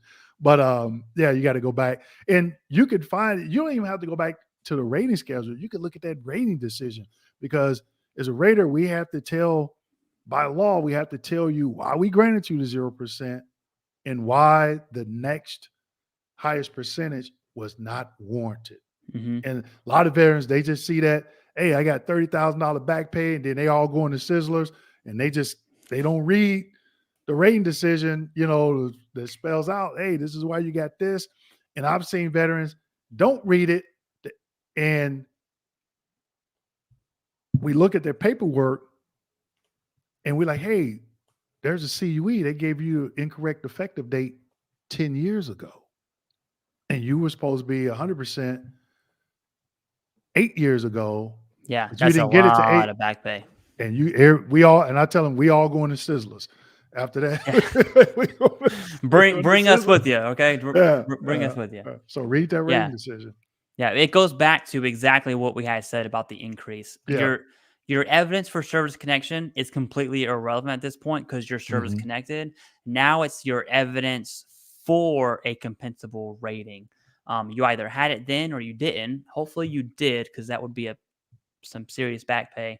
If you didn't, that sucks. But now we need to get that evidence and submit the fully developed increase, right? There it is. Bobby D's, again, thank you very much. It's like your fifth time for this one. No, they said it was first come, first serve. I assume this was back on the C file discussion about the phone call there. Yeah. Yeah. That again, that's why it's important to speak, because again, first come, first serve. So basically, you put me at a disadvantage when I want to do that high level review. You only giving me 12 months, and now I got to wait 14 months, and then there's no high level review. Yeah. So no, it's not first come, first serve. It's hey, I need that like yesterday to build my case. Absolutely. Don't take no for an answer. All right. Kevin S says AFib can be caused by sleep apnea according to peer-reviewed studies. I would be careful with looking at peer-reviewed studies, because I promise you there's also peer-reviewed studies that probably say the opposite. Way. So don't. It's not an end-all be-all, okay?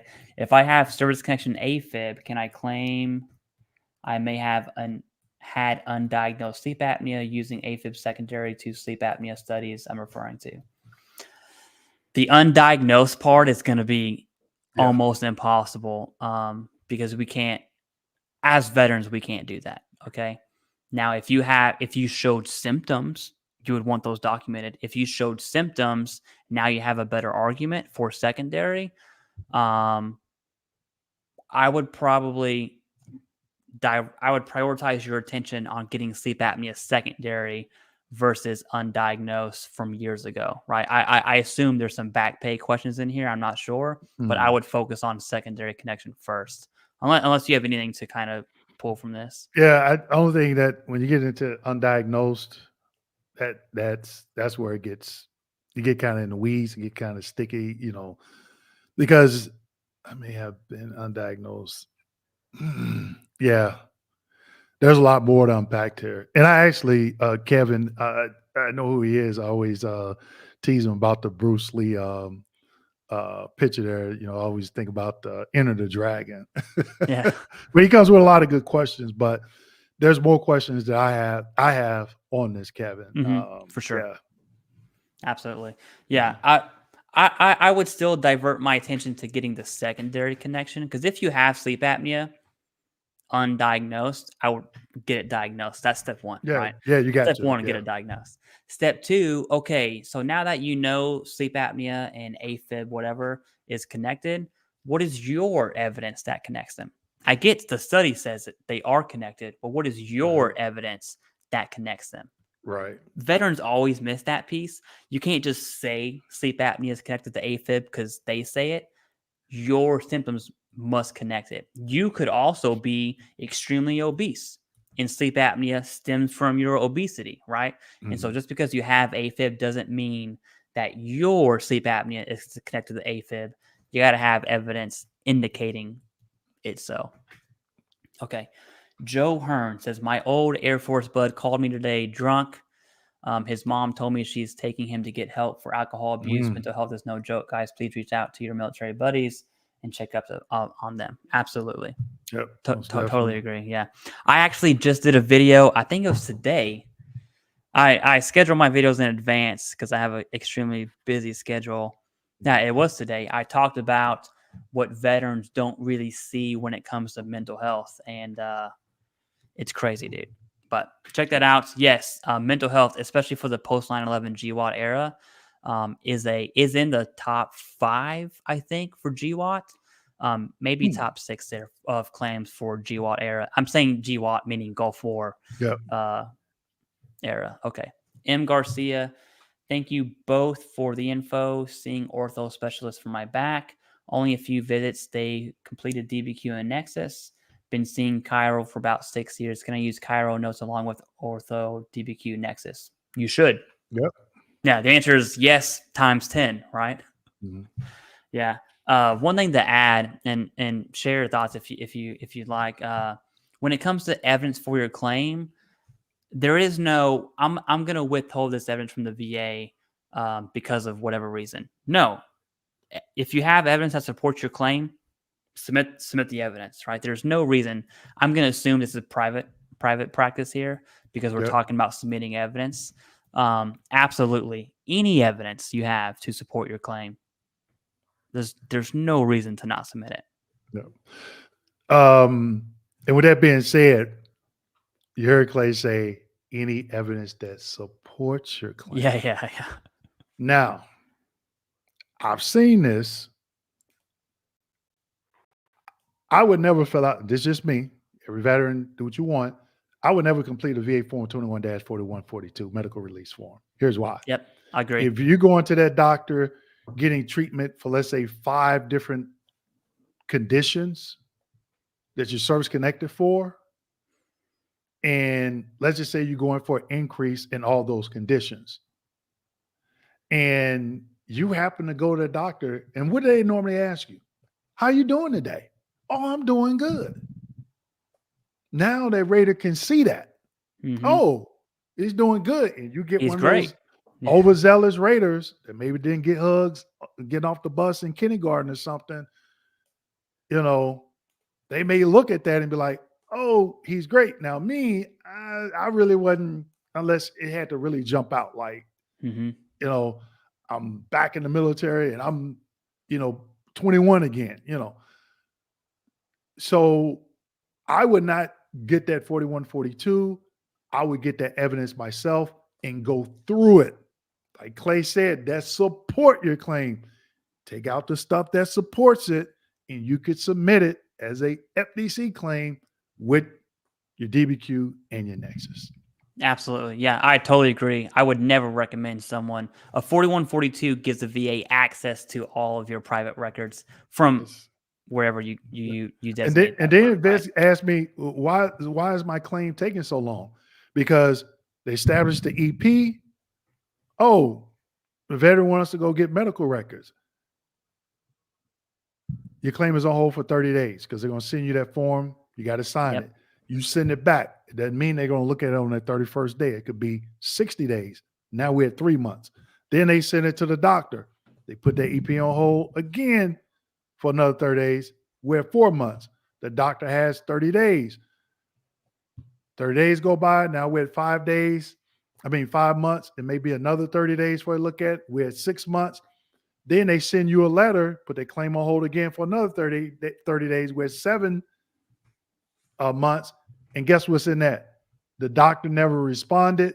It is your ultimate responsibility to get that evidence. Intent to file, go get your evidence. Boom, simple as that. Yeah, there's no reason if you have private records, just submit it with your claim. Yeah. That support your claim, obviously. Okay. Blue 4 Delta. All right. My intent to file was August 23, filed July 24 with PAC sinusitis, PTSD, so a bunch of mental health stuff, and sleep apnea using a CPAP. Will they rate based on current intent to file regulations? He's talking about the changes to mental health and sleep apnea. The answer is yes. So let's just say the changes go into effect right now, today, which they're not. For the record, they're not. Don't say that I said it was, okay? They're not. You say Clay said they were going into effect tonight. Yeah. If they did, there is the -1 reference. I did a video on it. I forgot the specific reference, but it's in there. When a schedule rating change happens, it goes in favor of the veteran. So if it's old criteria would be 70%, new criteria would be 50. The VA is going to give you 50% or the higher rating, 70, right? And the best example is that I did a video back in May when where they changed the criteria for the digestive system. Yeah, for They GERD came and out IBS with stuff, they came out with instructions on.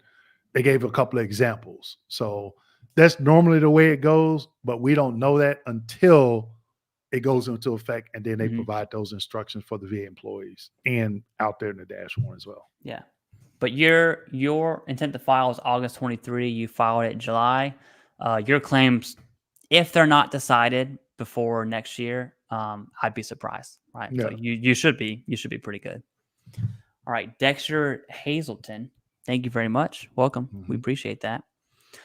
Tyrell 3000 says, had a CMP exam for flat feet. Examiner only looked at my feet for a few seconds and told me that's all she needed. Am I screwed? Not exact. That's not a good sign, but not exactly. If you had hard medical evidence that said you had pronounced flat feet, severe,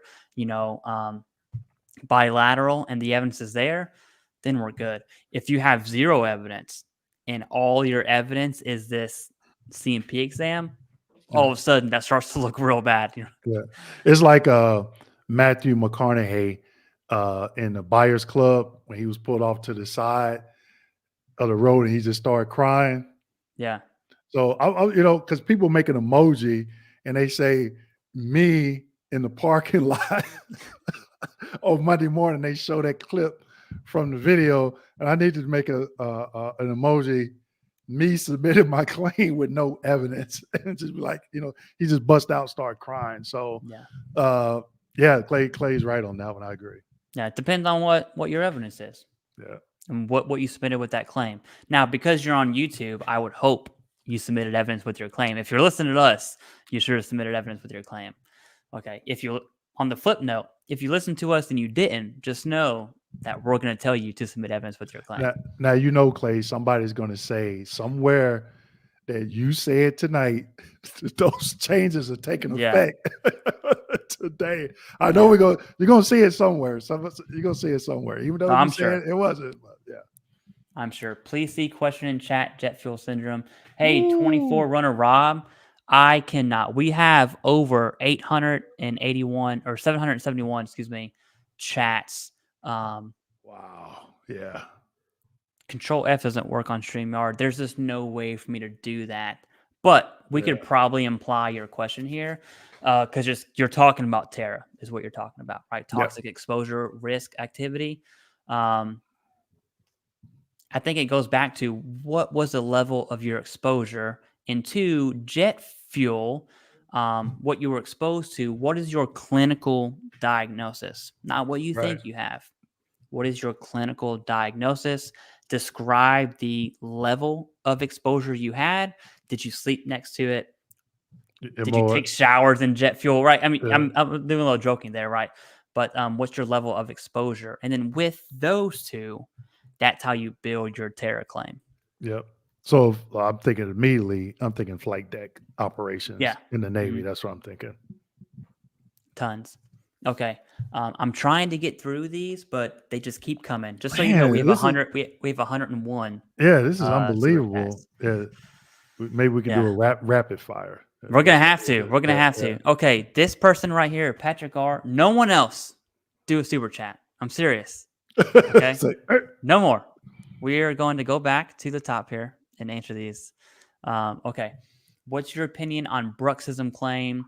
Where do I get the evidence? I'm claiming it as secondary to anxiety. There's not many videos about it.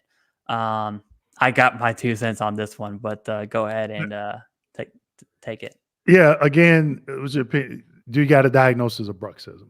That's one. Where do you get the evidence? I've seen mental health providers do diagnosis on bruxism because a lot of times it is tied to anxiety. Also, I've seen it from a dentist because they can obviously look and see if there's something like different shavings of the bottom teeth opposed to the top teeth or something like that. It then go from there. Yeah. And looking at bruxism, it's funny you mentioned anxiety. It's very likely they'll just the VA will rope that into anxiety anyways. So Mhm. your own, what are my thoughts about it? I'm not, no claim is useless. Okay. I want to Right. make that clear. However, if you claim bruxism, you go through all this trouble to get secondary service connection, and it's roped with your anxiety. Is the juice worth the squeeze, right? If it's not going to increase your anxiety rating, which is probably not, it very well could. I don't know. But if it's likely it's not going to, you may want to put that attention elsewhere. Still claim it, right? But you might want to spend more time on other claims. Okay. I was intending to ask, should we have plugged David's channel if anybody had any questions about the VA home loan process? Sure. Yeah. Totally forgot. Let me, I'll do a comment here. VA housing education. Yeah. You can look up David Piatek. We both work with David Piatek. I'll say this about David, and please share your thoughts. The reason I started working with David is because he's a genuine dude. He's a real dude. When it comes to VA home loan stuff, sometimes it seems a little scammy. Mm-hmm. When you talk to a realtor, you're like, yeah, you're not for me. That's not what I got with David. Yeah. Up front, like all gloves off, I genuinely believe that, like, I would let him watch my kids. He's not, but I would let him do it. Okay. Yeah. He came down and he got the book right here in the office. And he was telling people, he's like, no, he actually signs them. He was the whole stack on his desk, and then we did the live, I want to say last Monday, he came down. So we did it in person. He flew down to Tampa and we did it in person. And same, I think he's genuine. His knowledge, I think he can just sit at a family reunion and a barbecue and just talk about VA home loan stuff. So definitely go check him out, VA home loan education. He broke down my COD, I'm about to call it character discharge, closing disclosure statement. And he was like, yeah, you see that 1,500 right there? He's like, yeah, you pay for their marketing. I'm like, man, I got. Yeah. And he, so he broke that down, and people ask questions about, hey, can I transfer my certificate eligibility? A wealth of knowledge. I know he went live with him and I think one of his associates, Lourdes, I think yesterday. They were talking about some stuff, and they're both in the Chicago area doing some really good work. So yeah, definitely check him out. Yep, for sure. All right. Brian 392. Thank you very much. We appreciate that. Yeah. Junior Camper says, is it better to claim primary and secondaries, everything in your first initial claim? Just to get your primary claim service connected the first, then go to secondaries. There's two answers. One, for effective dates only, the answer is yes. Okay. Yeah. Two, you still have the intent to file. And if you're going for secondaries on primaries that aren't service connected yet, you really need to submit evidence. Like, you need to submit as much evidence as possible for both the primary and the secondary. It's not let me claim that and fight it in appeals later. That's not the right mindset to have at all. Do you have thoughts on that? Yeah, you can do it that way. I rated tons of cases that way. Again, the evidence is going to be key. Keep in mind that primary gets denied, everything else goes down the drain with it. Yeah. You still have the ability for the appeal though. So that's right. And good. Even if you claim, let's say you claim tinnitus and then you claim migraine secondary to tinnitus and you're not service connected for the tinnitus. So you want to word that migraines, I'm claiming migraines secondary to my non-service connected, but claimed tinnitus. Okay. And they should look for, if there's a negative opinion, I would look at this before I even submitted the 2507 medical request. Is it in the service treatment records? Because if it is, not only am I asking for secondary service connection direct opinion, I'm asking for direct at the same time. Are you going to get that these days? Probably not, but you should know it because they should be giving you due process. Yep. And migraines is a part of the MUCMIs under the PACT Act as well. So it could be, you know what's funny about that? In your decision letter, you could potentially be denied 3 times, right? For direct, for secondary, for Terra. It would probably be Terra more than PACT-ACT because if you have the diagnosis, you're good. So, okay. On that note, when I see a decision letter where someone's been denied multiple times, I'm like, hey, this is bad news, but you weren't just denied once, you were denied 3 times. So sorry. Right? Yeah. Okay. Recently awarded 100% P&T IU. One, congrats. I really hate seeing IU P&T just because you're, in my opinion, that's the most vulnerable population of veterans where you can't work due to your disability. So thank you for your service. Seriously. Yeah. And then they say, thank you both for your informative and effective videos dealing with VBA as they helped me tremendously. Thanks, dude. Congrats to you. I hope that alleviates your financial burden on your life at a minimum. Yeah. All right. Brian says, did a HLR for migraines, found a DTA error, extremely common. It shouldn't be, but it is. Due to the fact they disregarded my Nexus, favorable findings found that I was diagnosed for migraines. Is this good or bad? I mean, you're back in the process, so it's not bad. Is it going to be service connected? We can't say that without looking at the Nexus for ourselves, right? Yeah. Do you have anything to add for DTA errors? Yeah. So a lot of times veterans will say, due to the fact disregarded my Nexus. If it's in the evidence section, they didn't disregard it. Yeah. So I've never seen a legitimate DTA under disregarded your Nexus. It had to be. One thing I tell veterans, when you have an informal conference and the decision review officer says DTA error, don't get off the phone or call Clay or me and ask us, what was the DTA error? That's the person you should have been asking. Hey, well, you see a DTA error, DTA error, please explain it to me. That's the person you have to ask. Simple as that. Yeah. And most, I'm glad you brought that up because most raters who are doing the informal conference, they're assuming that you don't know the VBA claims process because that would be a crazy assumption, right? Yeah. And if once you ask that prompts them to say, hey, let me actually, if you want to know, I will tell you, right? Most people don't want to know, which is wrong, by the way. You should want to know. You want to know. Yeah. It is what it is. Okay, Patrick R., do y'all do one-on-one consultations and the cost? I'll let you answer that one first because I'm in the midst here. Okay. We do private Q&As, and those private Q&As are $295 an hour. My weekly webinar that I do, you attend that first because sometimes I answer questions, even though my team hates it when I do it. If it's a simple question, I'm going to give you the answer. It's, I'm not going to charge you to come and for me to tell you something simple. And like I stated earlier, if it's something I got a video on, I'm going to direct you to the video first. And then if you have questions after that, then we can talk. But the majority of the time, 9 times out of 10, when I refer you to those videos, you're not going to call me back and ask me for a Q&A because you've already gotten your answer.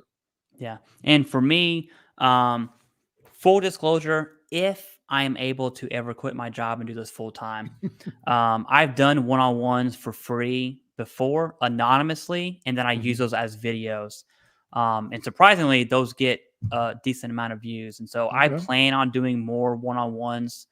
But right now I work full time. I have 4 kids. I'm in a grad school program. I'm busy. But once I have the time, it's looking to be in the spring, I'm going to start rolling out more one-on-ones. Does that help you now, Patrick? It doesn't. You're probably mad that I even said that. But I'm going to at some point. So you have 2 options there. Right. And you have to ask what are consultations, because we used to do free 15-minute consultations, and veterans thought, let me just tell you my story. And our consultations were for us to ask a couple of questions to see how we could educate you. So when you say consultation, understand, that's why we say private Q&A, because we answer questions and we don't advise. Even on the website, we tell you, we do not advise you on your claim. Get educated, and you have to make the best informed decision going forward. Absolutely. And with YouTube, especially in 2024, not just our 2 channels, you have tons of channels out there. You can figure it out. Okay. Yeah. The process does work. Yeah. And when I'm showing slides, I'm giving you the answers to where to go find the information. So the only thing you got to do is jot down the M21 dash. When I say slide number 1 is either going to be a 38 CFR, court case, or something like that. You just got to invest the time to say, okay, because my videos, I don't know about you, Clay, they could be an hour each, easy. Yes. Like we've been on what 3.5 hours. They could be an hour easy, but nobody's going to stay engaged that long, you know. So I'm giving you a few nuggets, but then you got to devote the time to go and continue to do that research. Yep. Absolutely. Second to last one here. I'm so excited. Loco, this is like your 4th or 5th time, dude. Thank you. One, but please, you don't have to. We definitely appreciate it. And then 24 Runner Rob, thank you for doing it late night for the West Coast. Absolutely. That's something that I probably completely disregard because I'm on my own schedule, but we're both on the East Coast. Yeah. So I'll definitely be thinking about that. All right, dude. KMD, we've made it. That's it. We out. That's it. Seriously, when you were live with David Piatek, that's when I texted David. I was like, hey, tell KMD I want to do a live Q&A with him. Yeah, he told me. Everyone keeps saying, hey, CivDiv and KMD are the best. And I would find that true as well, at least when it comes to specific claim information, right? Versus like veteran related news and other topics like that. But I am, if you want to do this again, I'm definitely more than willing. I think the numbers tell us we should do it again. This is crazy. It was a lot. Yeah. But I enjoyed it. And I tell people, even though I'm a for-profit, I sat here for 3.5 hours and you got your questions answered for free. Definitely appreciate all the donations. Thank you from the bottom of both our hearts.